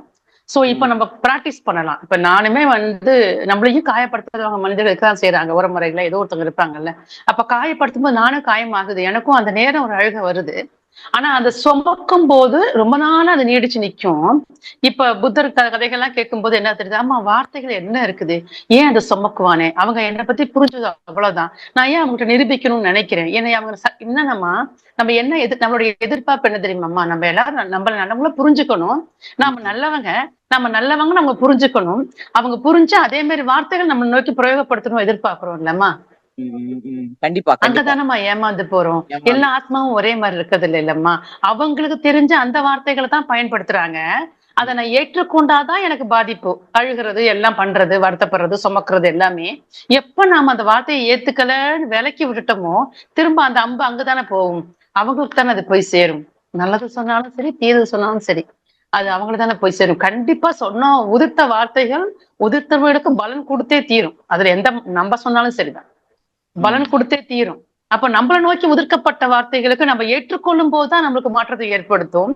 நான் அதை தள்ளி வச்சுட்டேன்னா என்ன பாதிக்காது. புத்தர் போல முயற்சி பண்ண தள்ளி வை மனப்பக்கம் கொஞ்சம் விழிப்புணர்வு இருந்தா போதுமா, வருது விழிப்புணர்வு கொஞ்சம் வந்துருச்சுன்னா கொஞ்ச நேரம் பாதிக்கும். அதை ரொம்ப நாள் சுமக்காம என்ன நம்ம மனுஷங்க தானமா பழகிருப்போம் இல்லையா, ஒரு 2-3 நிமிஷம் ஒரு 5 நிமிஷம் நிக்கும் மனசுல.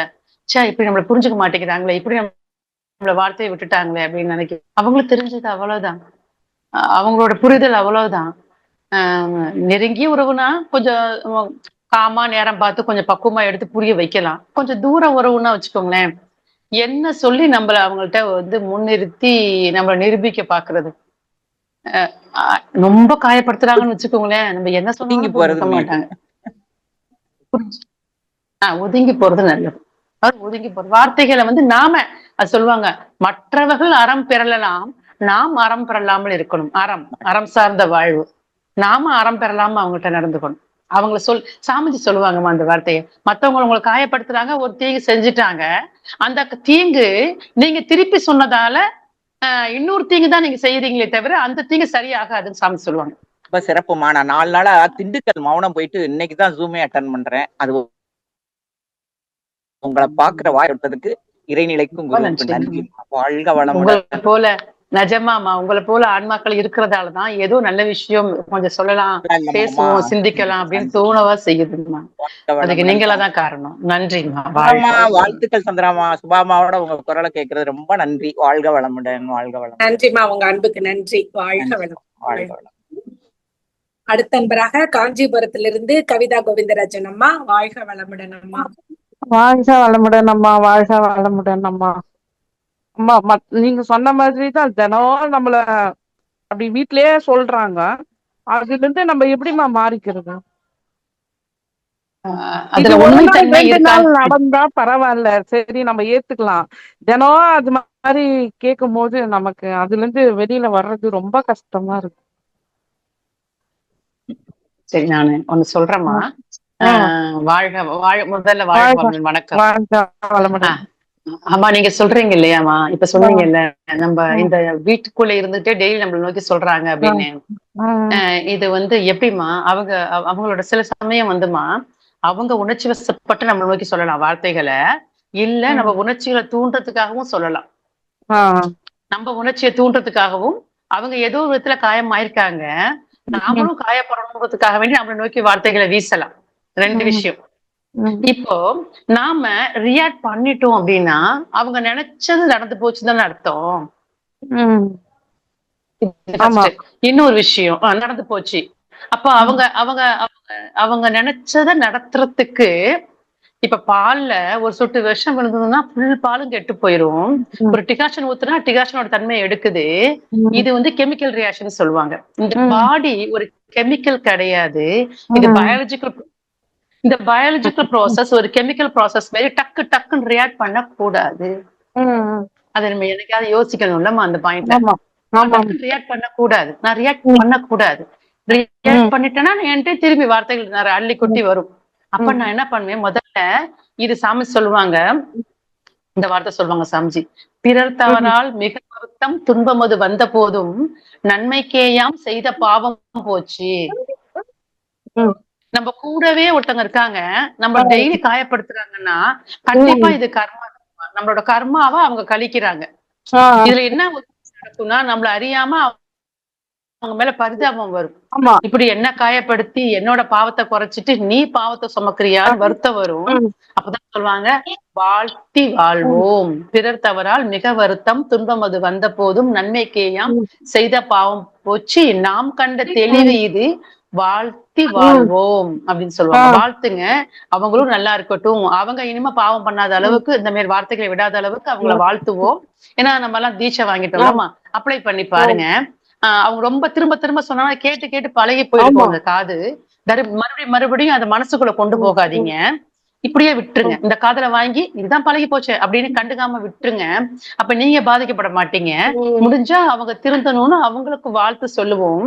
இல்ல நேரம் கிடைச்சதுன்னா அவங்க அன்பான சூழல் வரும்போது அவங்கள்ட்ட நீங்க பேசுறதெல்லாம் எனக்கு காயப்படுத்துதுன்னு கொஞ்சம் பக்குவமா சொல்லி பார்க்கலாம். அது கேட்கிற ஆன்மாவா இருந்தா மாற்றம் வரும். கேட்காட்டி நம்ம மனமார்ந்து அவங்களை வாழ்த்துவோம், மாற்றம் வரும். கண்டிப்பா வரும். வாழ்த்தும் பயனும் அதான். வாழ்த்து கண்டிப்பா மாற்றத்தை ஏற்படுத்தி கொடுக்கும். செஞ்சு பாருங்க. ரொம்ப ரொம்ப அருமை. சந்திரம்மா, ருத்ரேஷ் பேர் எழுதிக்கங்கம்மா, பேச்சாற்றலுக்கு நான் எழுதல. எழுதிக்கிறேன்மா. எழுதிக்கங்கம்மா. வாழ்க வளமுடன் அம்மா. வாழ்க வளமுடன். அடுத்து கும்பகோணத்திலிருந்து சாந்தி கண்ணன் அம்மா. வாழ்க வளமுடன்மா. அம்மா வாழ்க வளமுடன். சந்திராமா வாழ்க வளமுடன். வாழ்க வளமுடன். சாந்தி கண்ணன்மா வாழ்க வளமுடன். அம்மா அருமையம்மா. சுபாமானோடனே உங்க ஞாபகம், உங்க முகம், உங்க குரல் எல்லாமே ஞாபகம் வந்துருச்சு நேத்து. அப்புறமா என்னோட கேள்வி என்னன்னா, எப்படியா இருந்தாலும் வார்த்தைகள் நெகட்டிவான வார்த்தை நம்ம அதிகமா கேக்குறோம். நம்ம இதெல்லாம் வந்ததுக்கு அப்புறம் தான் நாம குறைச்சிருக்கோம். ஆனா நம்ம சுத்தி இருக்கிறவங்க இந்த வார்த்தை அதிகமா தான் பேசுறாங்க. அந்த மாதிரி சூழ்நிலையில உடனே நம்ம பாசிட்டிவான மனசுக்குள்ள சொல்லிடுறோம். அதையும் வேற என்னமா பண்ணலாம்? வாழ்க வளமுடன். இதுதான் இது உங்களுக்கு ஒரு விஷயம் இப்ப ரீசெண்டா நியூஸ் பேப்பர்ல பார்த்தோமா, நீங்க சொன்ன இந்த கான்செப்ட் தான். நெகட்டிவ்னு சொன்னீங்க இல்ல, கெட்ட வார்த்தைகள். நான் இப்ப நிறைய எழுதி வச்சேன், அவ்வளவும் பேச முடியல, ஏன்னா டைம் கருதி எல்லாம் குறைச்சிட்டேன். கெட்ட வார்த்தைகள் அப்படின்னு பேசுறாங்க. ஒரு சமுதாயம் மத்திய பிரதேசத்துல ஒரு கிராமம். இந்த கிராமத்துல என்ன பண்ணாங்க, வசை மொழி இல்லா கிராமம் அப்படின்னு உருவாக்கி வச்சுட்டு இதுக்கு என்ன பண்ணாங்க, அங்க நிறைய கெட்ட வார்த்தைகள் பேசுவாங்க எல்லாருமே. அப்ப அடுத்த ஜெனரேஷன் வரதெல்லாம் கேட்ட வார்த்தைகளை தான் பேசுறாங்க. கெட்ட வார்த்தைகள்ங்கிறது அவங்க என்ன வார்த்தைகளை பெற்றோர்கிட்ட கேட்டாங்களோ அதுதான் கேட்ட வார்த்தைகள் தான், கெட்ட வார்த்தைகள் அவங்க பேசுறாங்க. சோ அந்த சமுதாயத்தை மாத்தணும்னு சொல்லிட்டு என்ன பண்ணாங்க, பனிஷ்மெண்ட் கொடுக்க ஆரம்பிச்சாங்க. பனிஷ்மெண்ட் எப்படின்னா, யாராவது கெட்ட வார்த்தை பேசிட்டீங்கன்னா அவங்களுக்கு 500 ரூபாய் ஃபைன் பண்ணி, அதுக்கு அடுத்ததாக பணம் என்கிட்ட கட்ட முடியாதுன்னா 1 மணி நேரம் துப்புரவு வேலையை செய்யறது பனிஷ்மெண்ட். 2 விஷயமா தண்டனை கொடுத்தாங்க. கொடுத்துட்டு அது ஒரு பஞ்சாயத்துல உள்ள ஒரு கிராமம் வந்து செஞ்சாங்க. அதுல ஒரு அவ்வளவு பெரிய சேஞ்ச் வந்து மக்கள்கிட்ட நடக்குதாமா. அது வந்து பேப்பர்ல போட்டிருந்துச்சு. அப்ப வந்து கேக்குறோம் நிறைய பேர் விஷயங்கள்ல கண்டிப்பா அது உள்ளுக்குள்ள போகும். அத நம்ம மனசு ஆள் மனசுக்கு கொண்டு போகாம மேல் மனசு லெவல்ல அது நல்ல வார்த்தை ஒண்ணு போட்டு தள்ளி விட்டுருணும். அத மேல் மனசு லெவல்ல நல்ல வார்த்தை ஒண்ணு போட்டு வாழ்க வளம்னு சமஞ்ச சொல்லிட்டாங்களே, வாழ்க வளம்னு வார்த்தை அற்புதமான மந்திரம். சோ எது ஒண்ணு கேட்டாலும் அத கொஞ்ச நாளைக்கு ஃபர்ஸ்ட் கொஞ்ச நாளைக்கு நல்ல வார்த்தை போடுங்க. அப்புறம் கொஞ்ச நாளைக்கு பழகிட்டீங்கன்னா அப்புறம் அந்த நல்ல வார்த்தை கூட போட வேணாம், அதுவே உங்களை விட்டு விலகி போயிடும். அதுவாவே உங்க காது தாண்டி உள்ளுக்குள்ள இறங்காது. அதுவே காதுக்கு வந்து கவனம் வேற எங்க இருக்கும்போது அப்படியே விலகி போயிடும். இது படிப்படியா நடக்கும். ட்ரை பண்ணுங்க. வாழ்க வளமுடன் வார்த்தையை போட்டு மாத்துங்க. அதுவாவே மங்கி போயிடும். இப்ப நீங்க சொன்னது அது மாதிரி நடக்குதுமா? இப்ப நீங்க சொன்ன வார்த்தை காதலே வாங்கிக்காம இருந்தா அது மாறிடுது. அந்த மாதிரி சூழ்நிலை கொஞ்சம் கொஞ்சம் வந்துருச்சு. சரிதான். அவ்வளவுதான் அவ்வளவுதான். வாழ்க வளமுடன் சந்திராமா. நன்றி அம்மா. வாழ்க வளமுடன். வாழ்க வளமுடன். வாழ்க வளமுடன். அடுத்த நண்பராக உமையாளம்மா. வாழ்க வளமுடன்மா. உமையாளம்மா அட்மிட் பண்ணிக்கோங்கம்மா. அம்மா வாழ்க வளமுடன்மா. வாய்ப்புக்கு நன்றிம்மா. அம்மா வாழ்க வளமுடன்மா. வாழ்க வளமுடன்மா. வாழ்க வளமுடன்மா. சொல்லுங்கம்மா, நல்லா இருக்கீங்களா? நல்லா இருக்கேம்மா. வாழ்க வளமுடன்மா.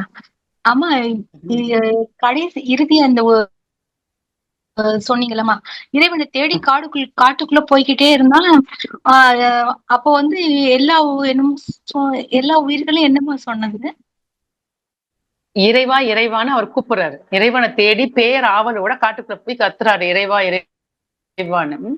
அவர் நினைக்கிறாரு இறைவன் ஒரு உருவத்துல வருவோம்னு அவர் நினைச்சிருக்காரு. அது கிடையாது இல்ல. இறைவன் எல்லா இடத்துலயும் நிறைஞ்சிருக்கிறான். அதனாலதான் புல்லு பூண்டு மரம் செடி கொடி மலைகள் அந்த நதிகள் ஓடைகள் எல்லாத்துலயும் ஏன் ஏன் ஏன் கேட்டுச்சாமா. ஏன் கேட்டுச்சாமா. ஆமா, கூப்பிட்டது இறைவனை. இறைவன் எல்லாத்துலயும் இருக்கிறான். அப்ப எல்லாமே திரும்பி ஏன் தானே கேட்கும். சரிம்மா சரிம்மா. புரியுதுமா புரியுதுமா. நன்றிமா. வாழ்க நன்றி. வாழ்க வளமுடன்.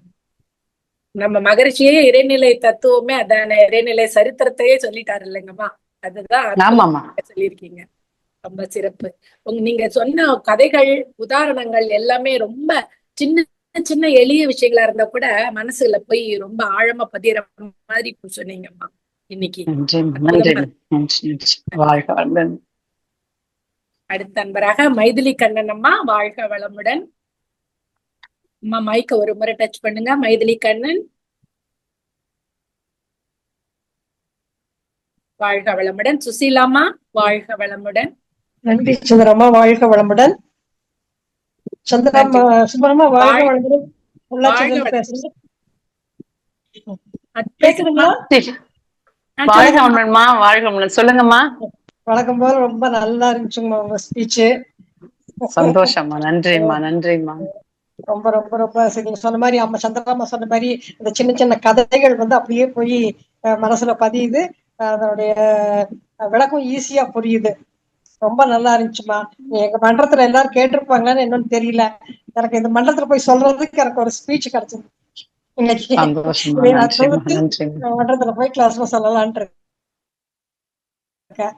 ரொம்ப நன்றிங்கம்மா. மன்றம் நல்லா போயிட்டு இருக்கு. பிரேக் எல்லாம் போயிட்டு இருக்கு. ரொம்ப சந்தோஷம். பொள்ளாச்சி இருந்து பேசுறோம். சுசீலா தானே நீங்க இல்லையா? சுசீலா. ஆமா ஆமா. பொள்ளாச்சி டீச்சர்ஸ் புரிஞ்சு. சந்தோஷமா. சந்தோஷம். ரொம்ப நன்றிம்மா. அவ்வளவுதாம்மா. நம்ம நல்ல விஷயங்களை சொல்லுவோம். கண்டிப்பா இந்த பிரபஞ்சத்துல நல்ல காதுகள் ஏற்றுக்கொள்ளும். நல்ல விஷயங்கள் வெளியே வரும். மத்தவங்க மனசுக்குள்ள ஊடுருவும். மாற்றத்தை ஏற்படுத்ததான் நல்ல நல்ல விஷயங்கள் செய்யதானே செய்யும். அதுதானே குருபுரான் செஞ்சிருக்கிறாரு. அவரோட பாதையில நல்ல விஷயங்களை நம்மளும் பரப்புவோம். அப்படியே அவ்வளவுதான். ஆமா. வாழ்க பொள்ளாச்சியிலிருந்து வளமுடன்மா. பொள்ளாச்சியிலிருந்து ஒரு இந்த சிறந்த உங்ககிட்ட இருந்து ஒரு உரை வந்தது ரொம்ப சந்தோஷமா இருக்குமா. பொள்ளாச்சியை சேர்த்தனால எனக்கு பெருமையா இருக்கு. ரொம்ப நன்றிம்மா. நன்றி. இது எல்லா குருவோட சீடர்கள் நம்ம எல்லாருமே அவ்வளவுதாம்மா, சிஷ்யர்கள். வாழ்க வளமுடன்மா. வாழ்க வளம். நன்றி சந்திராம்மா. வாழ்க வளமுடன். நன்றிம்மா, நன்றி. வாழ்க வளமுடன். அடுத்த அன்பராக சாம்சங், நீங்க மைக்க அன்மியூட் பண்ணிக்கோங்க. உங்க பேரை சொல்லி அறிமுகம் பண்ணிட்டு அம்மா கிட்ட பேசுங்க. மைக்க ஒரு முறை டச் பண்ணுங்கம்மா. வாழ்க வளமுடன். சாம்சங்.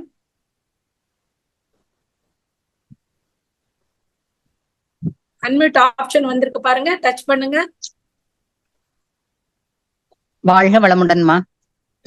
உங்க பேரை சொல்லி அறிமுகம் பண்ணிட்டு அம்மாட்ட பேசுங்க. என் பேரு பானுமதிமா. வாழ்க வளமுடன்மா. வாழ்க வளமுடன்மா. ஸ்பீச் ரொம்ப நல்லா இருந்தது, குட்டி குட்டி கதைகள்லாம் சொல்லி. நான் கேட்க வந்த டவுட், எனக்கு முன்னாடி இருக்கிற 2 பேரும் கிட்டத்தட்ட அவங்களோட இதுவும் தான். குழந்தைகள்கிட்ட நல்ல விஷயங்களே தான் பேசணும்னு நினைக்கிறோம். ஆனா சில சமயங்கள்ல நம்ம கோவத்துல உணர்ச்சி வசப்பட்டு ஏதாவது சொல்லிடுறோம். அப்புறம் ரொம்ப நேரம் அதை நினைச்சு வருத்தப்படுறோம். அந்த மாதிரி உணர்ச்சி வசப்படுறப்ப நம்மளால யோசிச்சு நம்மளால நல்ல வார்த்தைகளை சொல்றதுக்கு அது கஷ்டமா இருக்குது. அதாவது அந்த நேரம் எடுத்துக்க முடியல நம்மளால. அது எப்படி புரியுதுமா. ஆமா, நான் ஒரு விஷயம் சொல்றேன். எனக்கு அப்ளை ஆயிருக்கு ஒரு விஷயம். அப்படின்னா சங்கல்பம் சொல்றோம்லம்மா, சங்கல்பத்தோட சக்தின்னு சொல்லி நம்ம சமைஞ்சி தவம் முடிச்ச பிறகு நம்ம சங்கல்பம் எடுக்கிறோம், உடல் நலம் நீலாயின்னு சொல்லிட்டு. அத மாதிரிமா நம்ம வாழ்க்கையிலேயே நம்மளுக்கு ஒரு பாசிட்டிவ் அஃபர்மேஷன்ஸ், ஆட்டோ சஜஷன் தேவைப்படுதுமா. எப்படின்னா, இப்ப நம்மளுக்கு கோபம் நம்மளுக்கு ஆகுது, உணர்ச்சி வசப்படுறோம் அப்படின்னா, நம்ம உணர்ச்சி வசப்பட்டு வார்த்தைகளை விட்டுறோம். இப்ப நம்ம எதை விரும்புறோம் அப்படின்னா, நம்ம அமைதியை விரும்புறோம். அப்ப அமைதியை விரும்புற நம்ம உணர்ச்சி வசப்படுறதுதான் நம்ம செஞ்சுட்டு இருக்கிறோம். செயல் ஒன்று, விரும்புவது ஒன்றா இருக்குது. இப்ப நம்ம என்ன பண்ணணும், எதை விரும்புறோமோ அத பிரசன்ட்ல சொல்லி சொல்லி சொல்லி உறுதி ஏத்துக்கிறதுமா. அப்ப என்ன பண்ணணும் அப்படின்னா, நான் சாந்தமானவள், நான் சொல்றேன் நான் சாந்தமானவள், நான் அமைதியானவள், நான் பக்குவமானவள், நான் தூய்மையானவள். அப்படி சொல்ல சொல்ல சொல்ல சொல்ல என்ன ஆகும்னா, நான் சாந்தமானவள் உணர்வுபூர்வமா சொல்லணும், வார்த்தைகளா சொல்லாம ஒரு பெருமிதத்தோட. ஏன்னா நம்ம இந்த உலகத்துல யாருமே குற்றவாளி கிடையாதுமா. எல்லாருமே பழையதுல ஏதோ கடந்ததுதான் நம்ம குற்றம் பண்றோமே தவிர வேணும்னு யாரும் பண்ணல. அப்ப நம்ம நல்ல வாழ்க்கை வாழ விரும்புறோம் இல்லையா, அந்த நல்ல வாழ்க்கைய வாழ்ற மாதிரி பாவனையோட திரும்ப திரும்ப சொல்லும் போது நாள்பட வந்தாலும் நம்ம ஏற்படுத்தி வச்ச அந்த உறுதி மொழிகள் நம்ம என்ன பண்ணுங்க, காப்பாத்தி சாந்தமான ஒரு ப்ரொஜெக்ஷன்ல அமைச்சு கொடுக்கும், ஒரு அமைதியை நோக்கி அமைச்சு கொடுக்கும். கண்டிப்பா மாற்றம் இருக்கும். செஞ்சு பாருங்க, அடிக்கடி சொல்லுங்க, ஒரு உத்வேகத்தை ஏற்படுத்துங்க. நம்ம அடிக்கடி நான் சிடுமூஞ்சி, நான் கோவக்காரி, நான் அப்படி சொல்றோம்ல, அப்படி இல்லாம நான் வார்த்தைகளை போடும்போது பாசிட்டிவான விளைவுகளை கொடுக்கும். நல்ல ஒரு மாற்றம் கிடைக்கும். ஒரு 1 month விடாப்புடியா இல்ல 1 week செஞ்சு பாருங்க, விடாப்புடியா செஞ்சு பாருங்க. அடுத்த கிளாஸ்ல என்கிட்ட சொல்லுவீங்க மாற்றம். ஆனா விடாமுயற்சியா செய்யணும்மா, நம்பிக்கையோட செய்யுங்க. சங்கல்பம்னா எப்படி காலையில எந்திரிச்ச உடனே அந்த மாதிரி? காலை எந்திரிச்சோன்னு சொல்லலாம், காலை எந்திரிச்சோன்னு சொல்லுங்க, நைட் படுக்கும்போது சொல்லுங்க. நம்ம 2 வேளை தவம் பண்ணா தவம் முடிச்சோடனே சொல்லுங்க. ஏன்னா இதெல்லாம் ஆல்பா ஃப்ரீக்வன்சி ஸ்டேட்னு சொல்லுவாங்க. மென்டல் ஃப்ரீக்வன்சி குறைஞ்சிருக்கும். மென்டல் ஃப்ரீக்வன்சி குறைஞ்சிருக்கும் போது நம்ம சொல்லக்கூடிய வார்த்தைகளுக்கு கண்டிப்பா வேல்யூ அதிகமா இருக்கும். சோ அப்ப சொல்லலாம். அது போக நீங்க சாதாரணமா காய் வெட்டுறீங்க, பாத்திரம் கழுவுறீங்க, அந்த நேரத்துல கூட நம்ம உறுதிப்படுத்திக்கணும். நம்மகிட்ட ஒரு பொக்கிஷம் இருக்குன்னா என்னமா பண்ணுவோம், தொட்டு தொட்டு பார்ப்போம்ல, இந்த பொக்கிஷம் என்கிட்ட இருக்குதா, 2 விட்டு நடுவி போயிடுச்சான்னு தொட்டு தொட்டு பார்ப்போம்ல. அதே மாதிரி பொக்கிஷமான வாழ்வு வாழ நம்ம ஆசைப்படுறோம். அப்ப அடிக்கடி பண்ண சொல்லிக்கலாம், நான் சாந்தமானவள் அப்படி சொல்லிட்டு காய வெட் பண்ணலாம். அப்ப அந்த சாந்தம் என்ன பண்ணும், உணவுக்கு அந்த காய்கறிக்கு போகும். சாப்பிடுற எல்லாரும் சாந்தமா தானே ஆவாங்க. நம்மள்ட்ட இருந்து நம்ம சாந்தத்தை பரப்புறோம். சோ எப்பயுமே நம்ம அடிக்கடி சொன்னாலும் அது பலன் நல்லாவே கொடுக்கும். செஞ்சு பாருங்க. எல்லாமே வார்த்தைகள் தான் எல்லாமே. சரிம்மா, ரொம்ப நன்றிம்மா, தேங்க்யூ. இன்னைக்கு எனக்கு பிறந்த நாள், 53வது பிறந்த நாள். அதே அப்பா, வாழ்க வளமுடன்மா. இனிய பிறந்த நாள் வாழ்த்துக்கள். இந்த இனிய நல்நாளில் உங்களுக்கு இறையர் குருவர்களும் உங்களுக்கு கூடவே நிறைஞ்சு நீங்க நினைக்கிற ஆசை படி ஒரு அற்புதமான வாழ்வை நோக்கி அழைத்து செல்லும் என்ற ஒரு நம்பிக்கையோடு ஆஹ் துணையாய், காப்பாய், வழியாய் இந்த சக்திகள் அமையட்டும் என்று மனமார்ந்த வாழ்த்துகிறேன். வாழ்க வளமுடன், வாழ்க வளமுடன், வாழ்க வளமுடன்.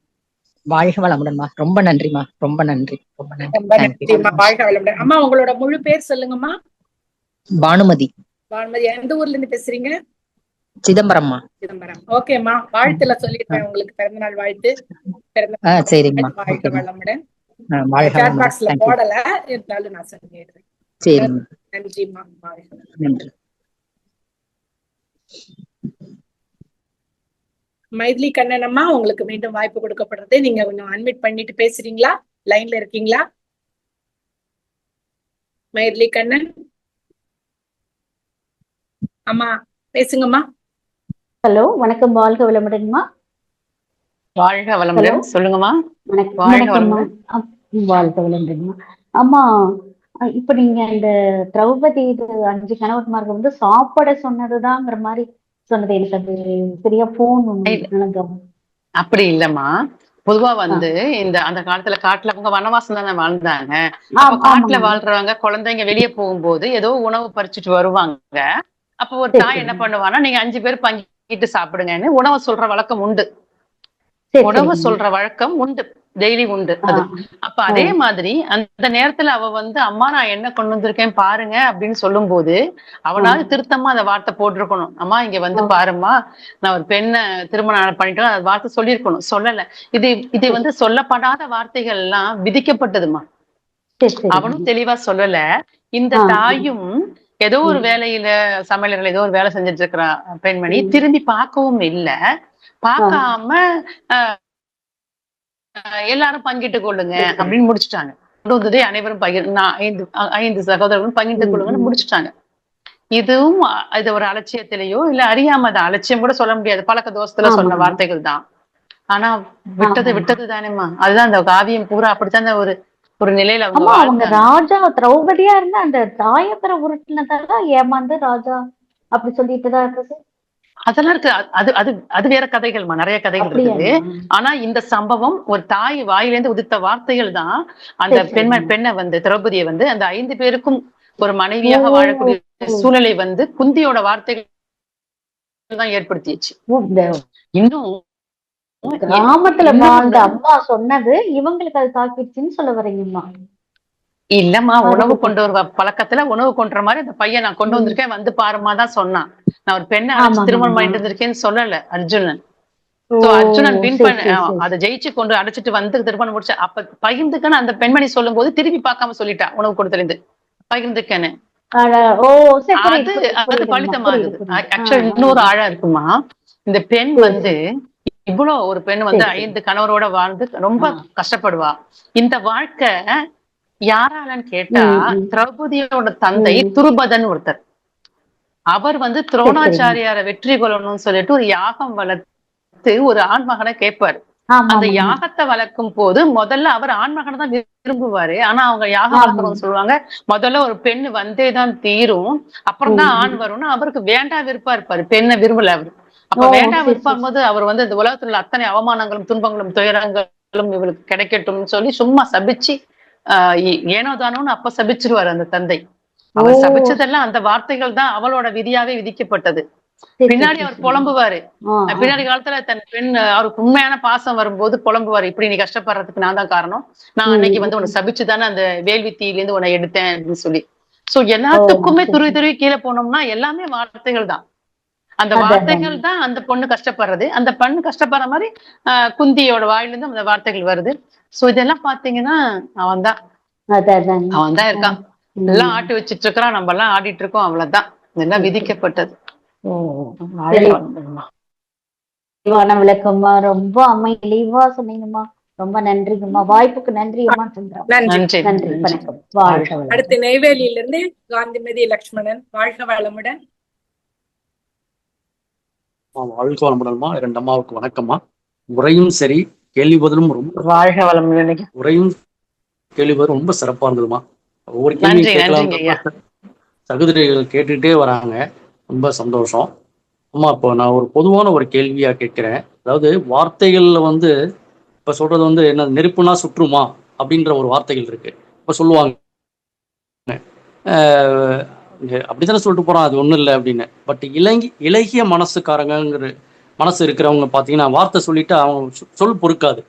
அப்ப என்ன சொல்லுவாங்க, இவன் அப்படி சொல்லிட்டானே இல்ல, ஒருவேளை இவங்களே வந்து சூழ்நிலை சந்தர்ப்பத்துல ஏதாவது பேசிட்டோம்னா கேட்டுட்டு போறவங்க கம்மி போயிடுவாங்க. பட் இவங்க சொன்னாங்க நம்ம இப்படி சொல்லிட்டோமே, அவங்களுக்கு ஏதாவது ஆகுமா அப்படின்னு இவங்க நினைச்சிட்டு மனசு புலம்புவாங்க பாத்தீங்களா. அப்ப அந்த வார்த்தைகளால இவங்க மனசும் உடம்பும் பாதிக்கப்படுறது, அதை எப்படிமா தவிர்க்கிறது ஒரு விஷயம். பட் அந்த என்ன சொல்றது, மனநிலை வந்து இலகிய மனநிலையோடு இருக்கக்கூடிய பர்சனுக்கு ஒரு ஆப்போசிட் பர்சன் சூழ்நிலை சந்தர்ப்பத்துல அவங்க ஏதாவது ஒன்று சொல்லிட்டால் அதை தாங்கக்கூடிய, அந்த சூழலில் வந்து தாங்கக்கூடிய சக்தியை வந்து பெறத்துக்கு என்னமா பண்றது. வாழ்த்துக்கள் சொன்னாலுமே உள்வாங்க கூடாதுங்கிற அந்த எண்ணங்களுக்கு எப்படிமா அதை தெரிவிக்கிறதுமா? வாழ்க்கை வளமுடன்மா. நீங்க இப்ப 2 கேள்வி கேட்டிருக்கீங்க. சொன்னவரையும் கேட்கிறீங்க, சொல்லப்பட்டவரையும் கேட்கிறீங்க, அப்படித்தானம்மா ஐயா? ஆமாங்கம்மா. ஐயா, சொன்னவருக்கு ஒரு ஈஸியா மன்றத்துல ஒரு ஐயா சாமி சொல்லுவாங்க, பாவம் இழைச்சாச்சு, வார்த்தைகள் வழியா விட்டாச்சு, அந்த வார்த்தைகள் அவங்களை காயப்படுத்துது. சோ காயப்படுத்துற வார்த்தைகளை நான் செஞ்சாலே அந்த கண்டிப்பா அது உணர் பலன் எனக்கு சேரும். நான் பாவம் செஞ்சுட்டேன், அது கண்டிப்பா நான் உணர்ச்சி வசப்படாம இருந்திருக்கணும். அந்த நேரத்துல உணர்ச்சி வசப்பட்டு வார்த்தைகளை விட்டாச்சு, நான் பாவம் செஞ்சுட்டேன். ஒருத்தங்களுக்கு குற்றம் படுத்த, ஒருத்தவங்களை தீங்கு துன்பம் தரக்கூடிய வார்த்தைகளை விட்டு நான் பாவம் செஞ்சுட்டேன் அப்படின்னு எனக்கு தெரியுதுன்னா, அதுக்குதான் சாமிஜி அழகா ஒண்ணு சொல்லிருக்காங்களே, பிராயச்சித்தம் சொல்லி. பிராயச்சித்தம் பண்ணலாமே. பிராயச்சித்தம் பண்ணலாம். இப்ப நான் காயப்படுத்திட்டேன் அப்படின்னா, என்னால காயப்பட்டவங்கள்ட்ட போய் அவங்களுக்கு ஒரு பொருள் இழப்பு இருக்குதுன்னா அந்த பொருளை நான் வாங்கி தரேன். தூக்கி போட்டு உடைச்சிட்டேன், ஏதோ கழட்டி, இல்ல அவங்களோட பொருள் பிடிச்ச பொருளை தூக்கி போட்டு உடைக்கிறேன்னா அந்த பொருளை மறுபடியும் நம்ம உருவாக்கி தரலாம் அவங்களுக்கு. அது ஒண்ணு பண்ணலாம், பொருள் இழப்புனா. ஆனா அவங்க மனசளவுல இழப்பாயிருக்காங்க, பொருள் இழப்புலாம் பண்ணல. அவங்கள குத்தி கிழிக்கிற மாதிரி வார்த்தைகளை அள்ளி வீசியிருக்கோம் அப்படின்னா அந்த மனசு துடிதுடிச்சு போயிருக்கும். நம்ம விட்ட நம்மளுக்கே தெரியுது, ஐயோ இவ்வளவு வார்த்தைகளை கொடூரமா அள்ளி வீசிட்டேனே, நம்மளே பதப்பதிக்கிறோம்னா கேட்டவங்க எவ்வளவு பதப்பதிப்பாங்க அப்படின்னு நம்ம ஃபீல் பண்றோம்னா, ஓடி போய் அவங்கள்ட்ட மன்னிப்பு கேட்டு அழுது அவங்களோட நல்ல செயல்கள் எல்லாம் அவங்களுக்கு ஞாபகப்படுத்தி, அப்பேற்பட்ட ஒன்ன நான் அப்படி காயப்படுத்திட்டேனமா, என்னை மன்னிச்சிருமான்னு மனமுறி கேட்டீங்கன்னா, ஏன்னா நீங்க உணர்ச்சிவசப்பட்டது ஒரு நிலை, ஆனா அவங்களோட உண்மையான நிலை உங்களுக்கு தெரியும், ஆழமான நிலை. அப்படி உருகி மன்னிப்பு கேட்டு நீங்க நின்னீங்கன்னா நீங்க தவறு செய்ததுக்கு பிராயச்சித்தம் கிடைக்கும் வாய்ப்பு இருக்குது. அதை பயன்படுத்துங்க, வார்த்தைகளாகவோ செயல்களாகவோ செய்து கொள்ளலாம்,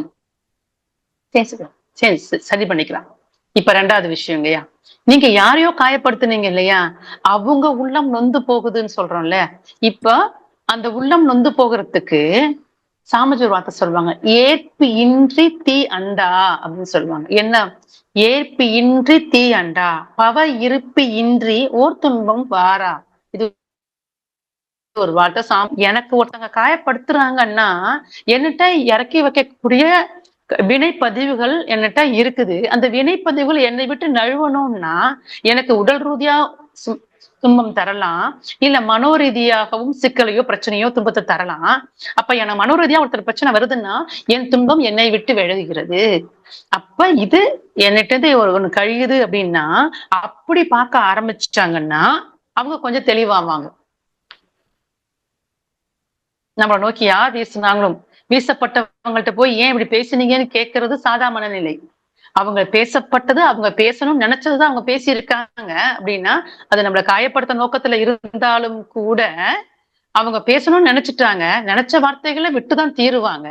விட்ட வார்த்தைகளை இந்த காது கேட்டே தான் தீரும் அப்படின்னா அந்த கேட்ட வார்த்தைகளை மனசுக்கு கொண்டு போய் துன்பமும் வந்துதான் தீரும்னா என்கிட்ட பதிவு இருக்குதானே அர்த்தம். என் பதிவு ஒண்ணு கழிஞ்சது, இப்ப நான் மனசார என் பதிவு ஒண்ணு கழிச்சதுக்கு நன்றியில அவங்க சொல்லணும். நான் நன்றியோடு அவங்களை வாழ்த்துறேன். இறைவா, என்னோட பாவ சுமைகளை குறைச்சிட்டு என்னை உன்னை நோக்கி நான் முக்தி அடைவதற்கு என்னை பரிசுத்தம் பண்ணி கொண்டிருக்கிறாய் இறைவா. சாஷ்டாக்கமா இறைவனுக்கு நன்றி சொல்லிட்டு அவங்கள வாழ்த்தி வாழ்வோம். சாமி சொல்லக்கூடியது செஞ்சு பார்க்கலாங்களா? சிறப்புமா, சிறப்பான பதில்மா. இப்ப இதுல ஒரு சின்ன என்னுடைய இது கேக்குறோமா, வாழ்க மேடம். அதாவது நம்ம தவறாவே சொல்லிட்டாலும் அவங்கள போய் சரிம்மா இது நம்ம சொன்னது தவறுதான் அப்படின்னு சொல்லி அவங்கள மன்னிப்பு கேட்டுக்கிறோம். அந்த சூழல் வந்து அதை கேட்டுக்கிட்டு சரி ஓகே சொன்னதுக்கு மன்னிச்சுட்டாங்கன்னு சொன்னாலும் வேற ஒரு சூழல்ல வேற ஒரு நிலையில நார்மலா இருக்கிறப்ப என்ன இருந்தாலும் அன்னைக்கு அதை சொன்னீங்களே அப்படின்ற அந்த வார்த்தைகளை திரும்பி ஞாபகப்படுத்துறப்ப ஏமா அன்னைக்குதான் சொல்லியாச்சு, மன்னிப்பும் கேட்டாச்சுன்னு சொன்னாலும் திரும்பி ஒரு நார்மல் சூழல்ல இந்த வார்த்தையை சொல்லி அன்னைக்கு நீங்க அப்படி சொன்னவங்க தானே, சொன்னது தானே அப்படின்னு சொல்லி திரும்ப அந்த ஒரு பழைய சூழல்களை உண்டுபடுத்துறாங்களேமா, அப்ப அதை எப்படிமா தவிர்க்கிறது? வாழ்க வளமுடன்மா. இப்ப நம்மளோட நேரம், இப்ப கர்மா நம்மள்ட்ட வேலை செய்யுதுங்க. இப்ப நீங்க சொன்னீங்கல்ல, இது எல்லா குடும்பத்திலயும் நடக்குதுங்க ஐயா. இப்ப உங்க குடும்பத்திலயோ எந்த குடும்பம், எல்லா குடும்பத்திலையும் எல்லா மனிதர்களுக்கும் நடக்கக்கூடியது. நான் தான் சொன்னேங்க, வார்த்தைகளை சுமக்குறோம். நம்ம சுமக்கிறது உண்மையிலே ஒரு விஷயம் என்னன்னா, அந்த வார்த்தைகளை சுமக்கிறது நம்மளுக்கு நோயாதான் போகும். ரிசர்ச்ன்னு சொல்லுதுங்க, எங்க நோய் வருது உடலுக்குன்னா, உடலுக்கு நோய்ங்கிறது மனம் சம்பந்தப்பட்ட முடிச்சுகளாலதான் நோய் இங்க உருவாகுதுங்கிறாங்க. இப்ப மனம் நிறைய விஷயங்களை பாரமா சுமந்துட்டு இருக்குது. அந்த பாரம் கழுத்து வலி அங்க இங்க ஸ்ட்ரெஸ் எல்லா பிரச்சனைகளும் அதை ஏற்படுத்தும். நான் அறிந்தோ அறியாமலோ என் வாயிலிருந்து வார்த்தைகளை உதிர்த்து விட்டேன், அதனுடைய பலனை நான் அனுபவித்தே தீர வேண்டும். நான் வேணா மன்னிப்பு கேட்டிருக்கலாம், அவங்க மன்னிச்சேன்னு சொல்லி மறக்கலாம், மறக்காம சுமந்துட்டு அடுத்து மறுபடியும் என்னை நோக்கி வீசுறாங்க அப்படின்னா, இது இப்ப என்னோட கர்மா எனக்கு வேலை செய்யுது, இதை நான் ஏற்றுக்கொள்கிறேன், இதை நான் அப்படின்னு சொல்லி நம்ம ஏத்துக்கிட்டா மட்டும்தான். ஐயோ மறுபடியும் அவங்க மாறலையேன்னு எதிர்பார்த்தோம்னா, அவங்க மாறணும்னு நினைச்சோம்னாலும் சங்கடம் தான். அவங்களுக்கு உண்டான மனப்பக்குவம் இன்னும் அவங்களுக்கு வரல, வரும்போது மாறுவாங்க. அவங்க மாறி வரணுங்கிறது அவங்களுக்காக நான் வாழ்த்துறேன். அவங்களை திரும்ப திரும்ப அவங்க நல்லா இருக்கணும்னு வாழ்த்துறேன். மேபி கொஞ்சம் காலம் தாழ்ந்து நீங்க நல்ல நல்ல விஷயங்கள் நிறைய செய்யும் போது அதோட அதோட அதோட வீரியம் குன்றி போகும். கொஞ்சம் கொஞ்சமா பரவாயில்ல, அவர் என்னமோ தெரியாம தானே சொல்லிட்டாரு அப்படின்னு மறந்து போகும், குன்றி போகும். அது இல்லாத வரைக்கும் இந்த மனம் உந்திக்கிட்டே தான் இருக்கும். அப்பப்ப நேரம் கிடைக்கும் போது திருப்பி நம்மள்ட்ட தாக்கதான் செய்யும். சிறப்புமா சிறப்புமா. நமக்கு உண்டான நேரம் வரும்போது கொஞ்சம் பொறுமையா செஞ்சு பார்க்கலாம். மலர்கள் இருந்து எப்படி வாசம் வருமோ வார்த்தைகளே அவ்வளவு அருமையா இருக்குமா. ரொம்ப நன்றி, சிறப்பான வார்த்தைகள்மா, சிறப்பான பதில்கள். ரொம்ப நன்றிங்கம்மா. நன்றிங்க, நன்றிங்க, நன்றிங்க. நன்றி. இந்த தலைப்புக்கு ஏத்த மாதிரி இருக்குமா உங்களோட வார்த்தைகள் ஒண்ணு அருமையா இருக்கு. நன்றி, நன்றிம்மா, நன்றிம்மா. அடுத்த அன்பராக ஜெயலட்சுமி அம்மா, நீங்க பேசலாமா கிட்ட. வணக்கம் அம்மா. சந்திரம்மா வாழ்க வளமுடன் அம்மா. வணக்கம் அம்மா, வாழ்க வளமுடன் அம்மா. நல்ல சிறப்பான வணக்கம்மா. நல்ல சிறப்பான ஸ்பீச், ரொம்ப நல்லா இருந்ததுமா அம்மா. இப்ப எனக்கு ஒரு டவுட். எங்க மாமியார் சொல்லுவாங்க, அவங்களோட அண்ணன் சம்பந்தி மனநிலை சரியில்லாம மாறிட்டாங்க. அவங்க தெருவுல வாசப்படியாண்ட உட்காந்துக்கிட்டு போற வரவங்களெல்லாம் கூட என்னென்னவோ வார்த்தைய பேசிட்டு இருப்பாங்களாம். அவங்க மருமக அவ்வளவு வேலை செஞ்சு நல்ல வேலை செஞ்சா கூட, நல்லா பாத்துக்கிட்டா கூட அவ்வளவு குறை சொல்லுவாங்களாம். அந்த மாதிரி இருக்கிறவங்க இப்ப போதையில சில பேர் இருக்காங்க, அவங்க பேசுற பேச்சு இதெல்லாம் அவங்களுக்கே தெரியாம செய்யும் போது அந்த பேச்சுக்களுக்கும் பதிவு இருக்கும் இல்லையாமா? அது அவங்களுடைய பரம்பரைய ஏதாவது தாக்கம் இருக்குமா அப்படின்னு ஒரு டவுட் இருக்குமா? இதுல ரெண்டு விதமான விஷயம் இருக்குமா. இப்போ வார்த்தைகள்னு சொல்றோம்லம்மா, நம்மளுக்கு நம்மளோட மனிதர் வாழ்க்கையே physical illness, mental illness, emotional இல்னஸ்ன்னு சொல்லுவோம். இந்த 3 இல்னஸ்னா நம்மளோட, அது எப்படி சொல்ற தமிழ் வார்த்தைகள் தெரியல. அது இல்னஸ்னா இயலாம இருக்காங்க. பிசிக்கல் உடம்பு முடியல, அப்ப தலைவலின்னு படுத்து கிடக்குறோம். அப்ப என்ன பண்ணுவோம், எரிஞ்சுதான் விடுவோம். ஏன்னா உடம்பு முடியல, அந்த வார்த்தைகள் எரிஞ்சு விடும்போது கேட்கறவன சொல்லுவாங்க, அவ உடம்பு முடியாம கத்துறாப்பா, பாவம் அவளுக்கு கால் வழியால் தானே கத்திட்டு இருக்கிறா, கண்டுக்காதேன்னு கண்டுக்காம போகும். இது இந்த உலகத்தோட இயல்பு ஃபர்ஸ்ட். அடுத்தது மென்டல் இல்னஸ் அப்படின்னு சொல்லுவோம். மென்டல் இல்னஸ் அப்படிங்கிறது என்னன்னா, மென்டலா பாதிக்கப்பட்டு மனம் பிறண்டு பைத்தியமாய் சித்த பிரம்ம பிடிச்சு பைத்தியமா போய் பேசுறவங்க, இவங்களையும் இந்த உலகம் புறக்கணிச்சிடும். அது பைத்தியம் கத்திரி கிடக்குது, கண்டுக்காது, இந்த வார்த்தைகளை ஏத்துக்காது, இந்த உலகம் புறக்கணிச்சிடும். 3வது ஒண்ணு இருக்குங்க, எமோஷனல் இல்னஸ். மனிதர்களோட எமோஷனோட விளையாண்டு அவங்களை, நம்ம எல்லாருமே எப்படின்னா அந்த கரண்ட் கம்பி மரமா இருந்தாங்க. எங்க லேசா போய் ஒரு கம்பி அந்த கரண்ட் ஒரு பெரிய டிரான்ஸ்பார்மர் அப்படி லைட்டா டச் பண்ணா எப்படி வெடிக்குமோ அந்த மாதிரிதான் இங்க இருக்குது. இந்த உடம்பு டாப் டு பாட்டம் உணர்ச்சிகளின் கொந்தளிப்புல இருக்கிறோம். சோ இப்ப எமோஷனல்ல விளையாண்டுட்டாங்க. யாரோ ஒருத்தர் வார்த்தையை தூக்கி போட்டாங்க, இது உள்ள ட்ரிகர் பண்ணிடுச்சு, வேலை செய்யுது அப்படின்னா, இந்த எமோஷனல் இல்னஸ்ல வரக்கூடிய வார்த்தைகளையும் நாம கொஞ்சம் விவரமா இருந்தா, அவங்க உணர்ச்சி வசப்பட்டு ஏதோ ஒரு அவங்க தாக்கத்துல இருந்து வளர்றாங்கன்னு தள்ளி பார்த்துட்டோம்னா பிரச்சனை இல்லைங்க. தள்ளி பார்க்காம போய் நாமளும் எமோஷனல்ல வளரணும்னா கண்டிப்பா அதுக்கு பாதிப்பு இருக்கவே செய்யும். நீங்க சொன்ன அந்த பைத்தியக்காரங்களோ அப்படின்னு சொன்னீங்களே, யாரோ ஒருத்தங்க குறை பேசிட்டே இருக்கிறாங்கன்னு சொல்லி, அவங்க உண்மையிலேயே புத்தி சுவாதீனம் இல்லாம இருந்தா பாதிப்பு ஏற்படுத்தாது. ஆனா புத்தி சுவாதீனமா இருந்து குறையே பேசிட்டு இருந்தாங்கன்னா அவங்க இந்த ஜென்மம் இல்ல, அவங்க அடுத்த ஜென்மத்துக்கும் ஏதோ நிறைய கட்டிக்கிறாங்க, சேர்த்துக்கிறாங்க. கண்டிப்பாமா. ஏன்னா வாக்கு நம்ம செய்யற ஒவ்வொன்றுமே, நம்ம நினைக்கிற ஒவ்வொரு எண்ணமும், சொல்லும், செயலும், உணர்வும் கூட நமக்கு திரும்பி பூமராங் மாதிரி திரும்பி வரும். இப்ப உணர்வு நம்ம நினைக்கிறது பாதிக்கும் உங்களுக்கு தெரியும், சொல்லு செயல் தெரியும். உணர்வுனா ஒருத்தரோட உணர்வோட விளையாடுறது. இப்ப பாருங்க, நம்ம திருப்பதியில லட்டு பண்ணாங்க, ஏதோ அடல்ட்ரண்ட் நெய் ஊத்துறாங்க, நம்ம நம்பிட்டு இருந்தோம். அவங்க என்ன பண்ணிட்டாங்க, பசுமாட்டுக்கு நெய்க்கு பதிலா பன்றி மாட்டு கொழுப்பெல்லாம் சேர்த்துட்டாங்கன்னு ஒரு விஷயம் வெளியே வந்துச்சு. இது எப்படின்னா, இது சம்பந்தப்பட்ட மனிதன் நம்ம கண்ணுக்கு யாருக்கும் தெரியாது.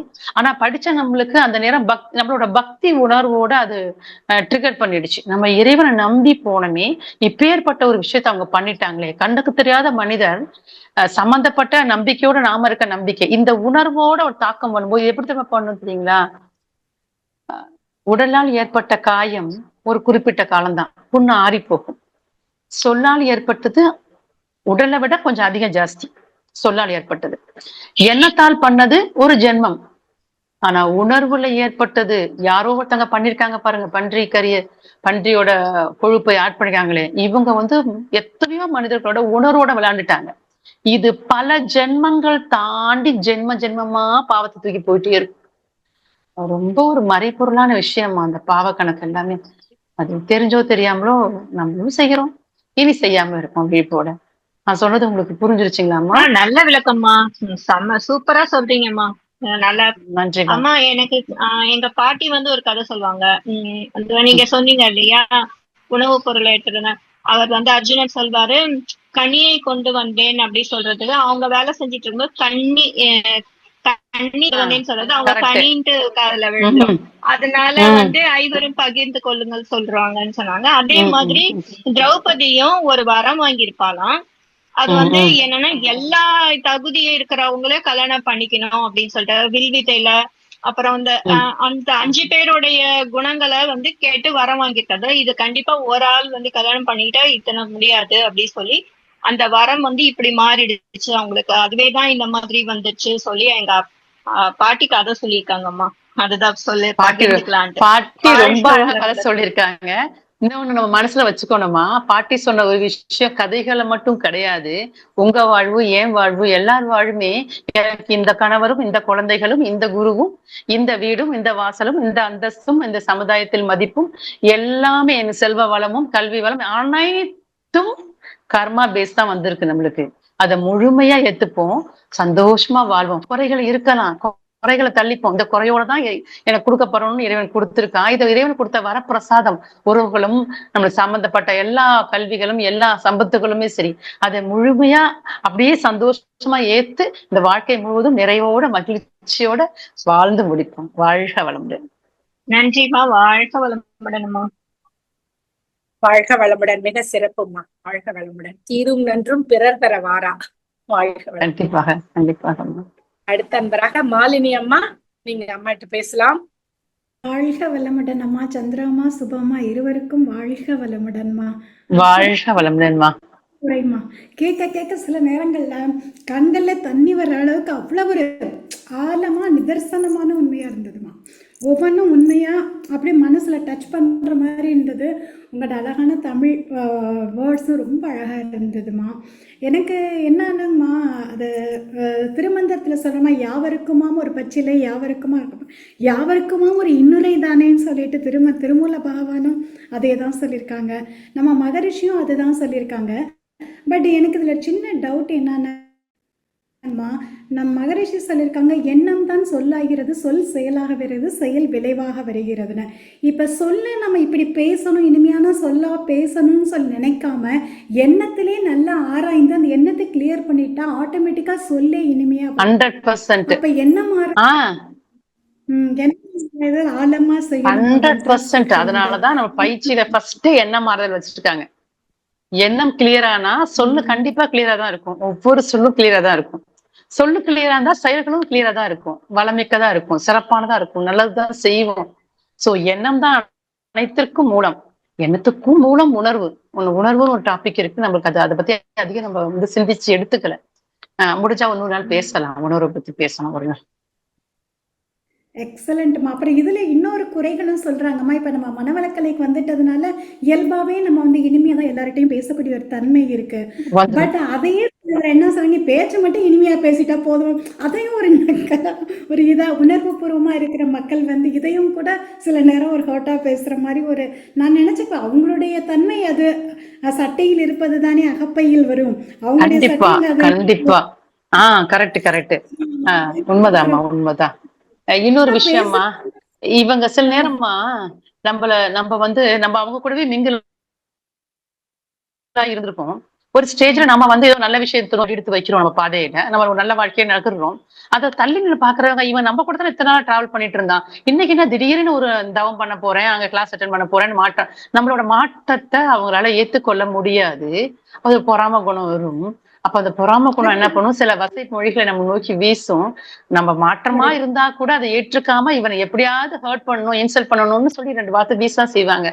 மத்தவங்களோட கமெண்ட்டை மட்டும், விமர்சனத்தை மட்டும் உண்மையிலேயே நம்மகிட்ட குறைந்தா திருத்திக்கலாம். இல்லைன்னா தயவு செய்து அதை காதுல வாங்கவே வேண்டாம், மனசுல கொண்டு போக வேண்டாம். அவனுக்கு தெரிஞ்சது அவ்வளவுதான், ஏதோ இதுல பொறாமையில உளர்றான் அப்படின்னு தள்ளி விட்டுருங்க. அப்படிதான் பேசுவாங்க, அப்படிதான் பேசிட்டே இருப்பாங்க. பேசுறவர்கள் கடைசி வரைக்கும் பேசுவார்கள். மாற்றத்தை கொடுக்கும் நம்ம வந்து சாமி சொல்லுவாங்க, நம்மள எல்லாம் சாதனையாளர்கள் அப்படின்னு சொல்லி. போதிச்சுட்டு போறதில்லை, சாதவர்கள், சாதிக்க வந்தவர்கள். வாய் பேசாமல் அமைதியாக இருந்து சாதித்து வாழ்வோம். அருமையான உரையம்மா, நன்றி அம்மா. வாழ்க வளமுடன். நன்றி, வாழ்க வளமுடன். அடுத்த அன்றாக நங்கநல்லூரிலிருந்து ராதாம்மா அவர்கள். ராதாம்மா வாழ்க வளமுடன்மா. சந்திராம்மா வாழ்க வளமுடன். சுபாமா வாழ்க வளமுடன். குரலையும் ரொம்ப நாள் கழிச்சு கேட்கிறோம். வாழ்க வளமுடன்மா. தெரிய தூண்டி ரொம்ப அற்புதம். இதெல்லாம் ஸ்பீச்சும் ரொம்ப இது, கேள்வி பதில் செஷன் இன்னைக்கு ரொம்ப எக்ஸலண்டா இருந்தது. அதுக்குள்ள டைம் முடிய போகுதா அப்படிங்கிற மாதிரி இருக்குங்கம்மா. ஒவ்வொருத்தர் கேள்வியும் அருமை, பதில் நீங்கள் கொடுத்த பதிலும் அருமை. சந்திராமாவோட தொகுப்பும் ரொம்ப சிறப்பு. வாழ்க வளமுடன்மா. நன்றிமா. எங்க அம்மா சொல்லுவாங்க, அவங்களுக்கு தெரிஞ்சது அவ்வளவுதான், விட்டுட்டு போ அப்படிம்பாங்க அடிக்கடி. யாராவது வந்து அவங்க அதை சொன்னாங்க இதை சொன்னாங்கன்னா. இப்ப நீங்க இந்த செஷன் நடத்த எனக்கு அதுதான் ஞாபகம் வந்தது. அவங்களுக்கு தெரிஞ்சது அவ்வளவுதான், விட்டுட்டு போகும்போது மகரிஷி மூலம் கத்துக்கிற கொஞ்சம் ஸ்ட்ராங்கா தெரிஞ்சுக்க ஆரம்பிச்சிருக்கோம் அப்படின்னு நினைச்சுக்கிட்டாங்கம்மா. நன்றிங்கம்மா. வாழ்க வளம். சந்தோஷமா. நன்றி சந்திராம்மா. வாழ்க வளமுடன். வாழ்க வளமுடன். நன்றி. அடுத்து பெரியகுளத்திலிருந்து அன்பு சகோதரி சாந்தி சுந்தரம். வாழ்க வளமுடன் அம்மா. சுபாமாவுக்கும் சந்திராமாவுக்கும் என்னுடைய அன்பான வாழ்த்துக்கள். சிறப்பான ஆர்கனைசேஷன், சிறப்பான ஒரு சிந்தனை தொகுப்பு, கேள்வி பதில் நிகழ்ச்சி ரொம்ப சிறப்பா மகான் நம்மளை எல்லாரும் கொண்டு போய்கிட்டு இருக்கிறாங்க. நல்லா இருந்தது. நீங்க உங்களுடைய அந்த சிந்தனையை கேட்கும் பொழுது அப்ப நான் குழந்தையா இருக்கிறப்ப பாடினது ஞாபகம் வரும். ஏய், நெல்ல கொட்டினா அள்ளிடலாம்ப்பா, ஆனா சொல்ல கொட்டினா அள்ள முடியாது அப்படின்னு சொல்லுவாங்க. அது அப்ப எனக்கு புரியாது, ஏன்னா பாட்டி ஏதாவது ஒரு சொல்ல விட சொல்லிட்டே இருக்கும் போல அப்படின்னு. அப்புறம் சிலர் சொல்லுவாங்க, ஒரு வார்த்தை கொல்லும் ஒரு வார்த்தை வெல்லும் அப்படின்னு சொல்லுவாங்க. இதெல்லாம் கேட்கும் போது இன்னைக்கு உங்களுடைய இந்த கொஸ்டின்ஸ் எல்லாம், உங்களுடைய இந்த ஸ்பீச்சிலே எனக்கு நிறைய ஆன்சர்ஸ் கிடைச்சிருச்சு. சுபாமா ரொம்ப அற்புதமாக இருந்தது. மேற்கோள் காட்டின விதமும் சிறு சிறு கதைகள் மூலமாகவும் தெளிவாக எங்களுக்கு கொடுத்தீங்க. நிஜமாக இனிமேல் எண்ணம் எண்ணிட்டு கூட விட்டுடலாம் போல, ஆனா அந்த சொல்லாக வெளியே வரும்போது சில விழிப்புணர்வு நமக்கு தேவை. நான் மனவளக்கலை அன்பராக இருந்தால் கூட சில சமயத்தில் ஒரு சறுக்கல் வரத்தான் செய்யுது. அதுவும் வராம நம்மளை கொஞ்சம் விழிப்புணர்வோட இருந்துக்கணுங்கிற ஒரு தன்மையை இன்னைக்கு உங்களுடைய ஸ்பீச் மூலமா நாங்க ஏற்படுத்திக்கிட்டோம். ஆல்ரெடி தெரிஞ்சிருக்கு. எவ்வளவு அழகா சொல்றீங்க பாருங்க. விழிப்புணர்வா இருந்துட்டா முடிஞ்சது. வரும், சறுக்குவோம், பிரச்சனை இல்ல. 4 தடவை சறுக்குவோம், அப்புறம் ஏறிடும். ஒரு பாடம் கொடுத்துருவோம்.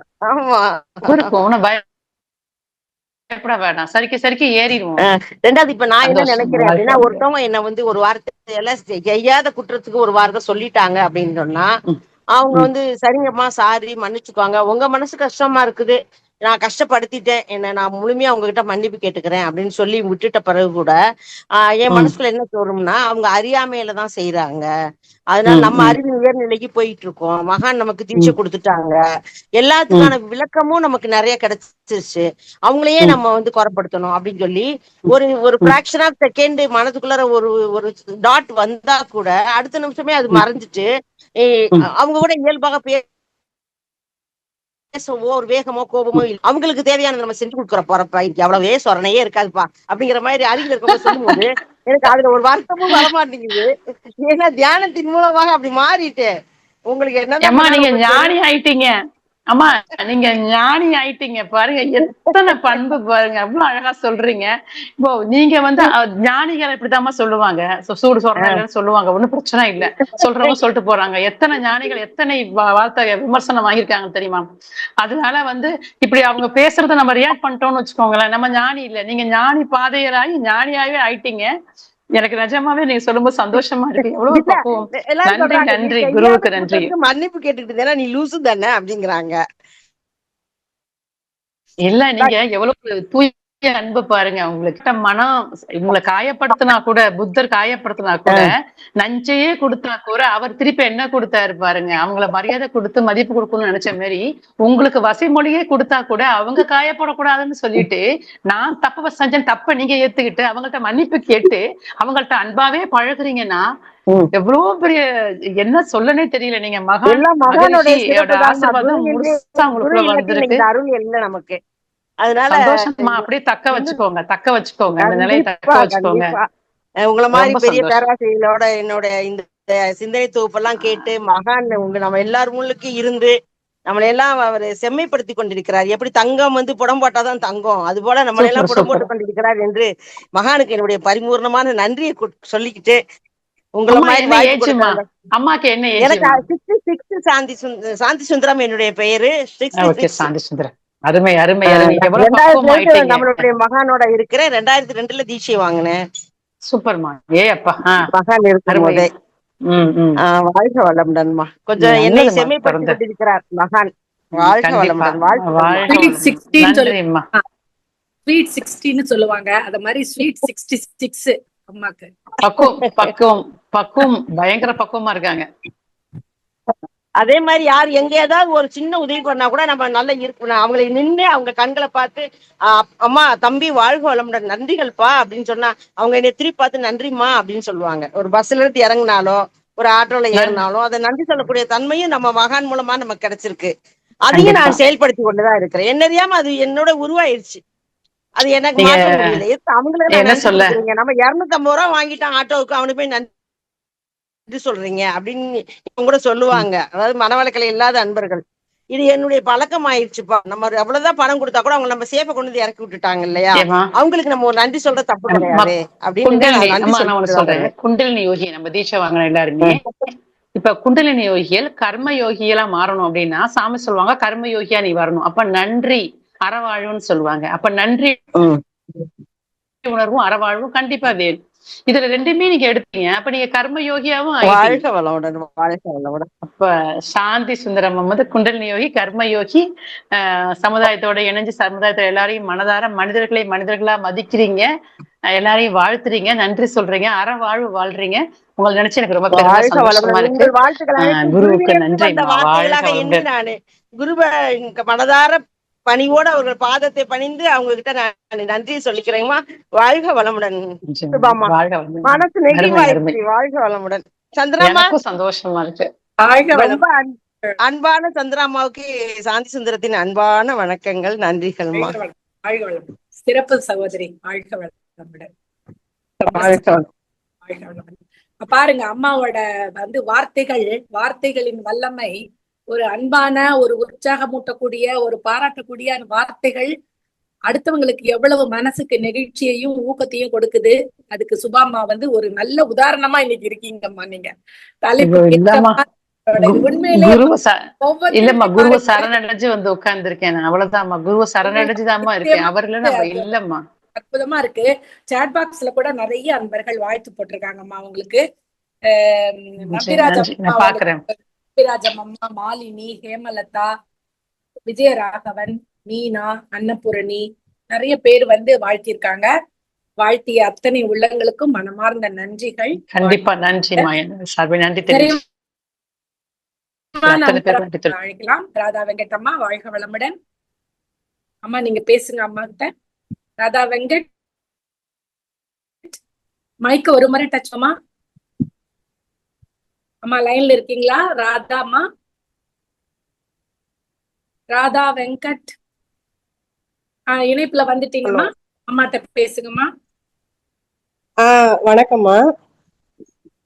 வணக்கம், வாழ்க வளமுடன். அம்மாட்ட பேசுங்கம்மா. ஸ்பீச்சை நான் கேட்கல. இப்பதான் அம்மா வந்து இதுல பல வருஷமா இருக்காங்க. அவங்க வைக்க சொல்லிதான் ஆக்சுவலா இது பண்ணது. அவங்க நல்லாவே இருக்காங்க. ஆனா என்ன விஷயம்னு தெரியல, சரியா சாப்பிட முடியல அப்படிங்க. நான் தவம் பண்ணா எனக்கு எனர்ஜி கிடைச்சிரும், அதனாலே எனக்கு பசி எடுக்கல அப்படின்றாங்க.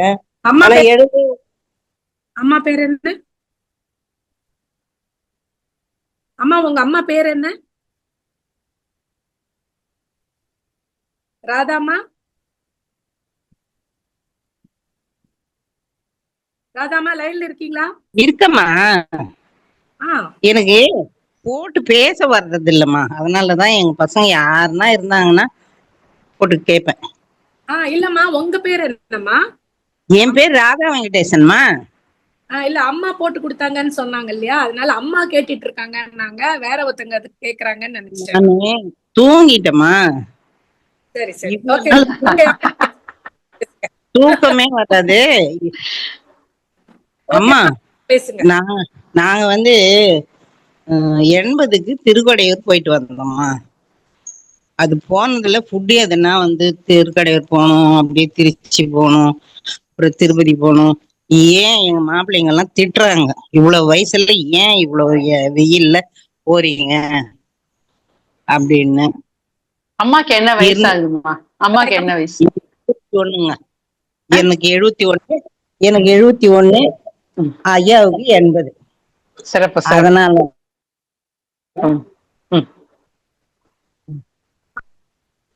அதனால உடம்பே ஒண்ணும் ஏமா கேள்வி இல்ல.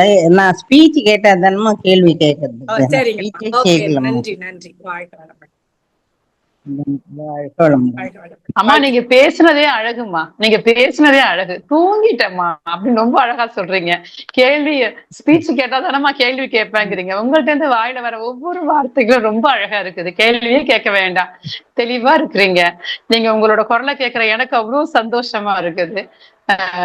உடம்ப பாத்துக்கோங்கம்மா, உடம்ப பாத்துக்கோங்க. மருமகன்னா சொல்றாங்க இல்லையா, உடம்ப நல்லா பாத்துக்கோங்க. நல்ல ஹெல்த்தியான ஃபுட்டு சாப்பிடுங்க. மெடிசன் எடுக்கிறோம்னா கரெக்டா மெடிசன் எடுங்க. அவ்வளவுதான், அவ்வளவுதான். சந்தோஷம். அப்ப கூட எனக்கு எழுந்துக்கவே முடியலம்மா, ரொம்ப டயர்டா தெரியுது.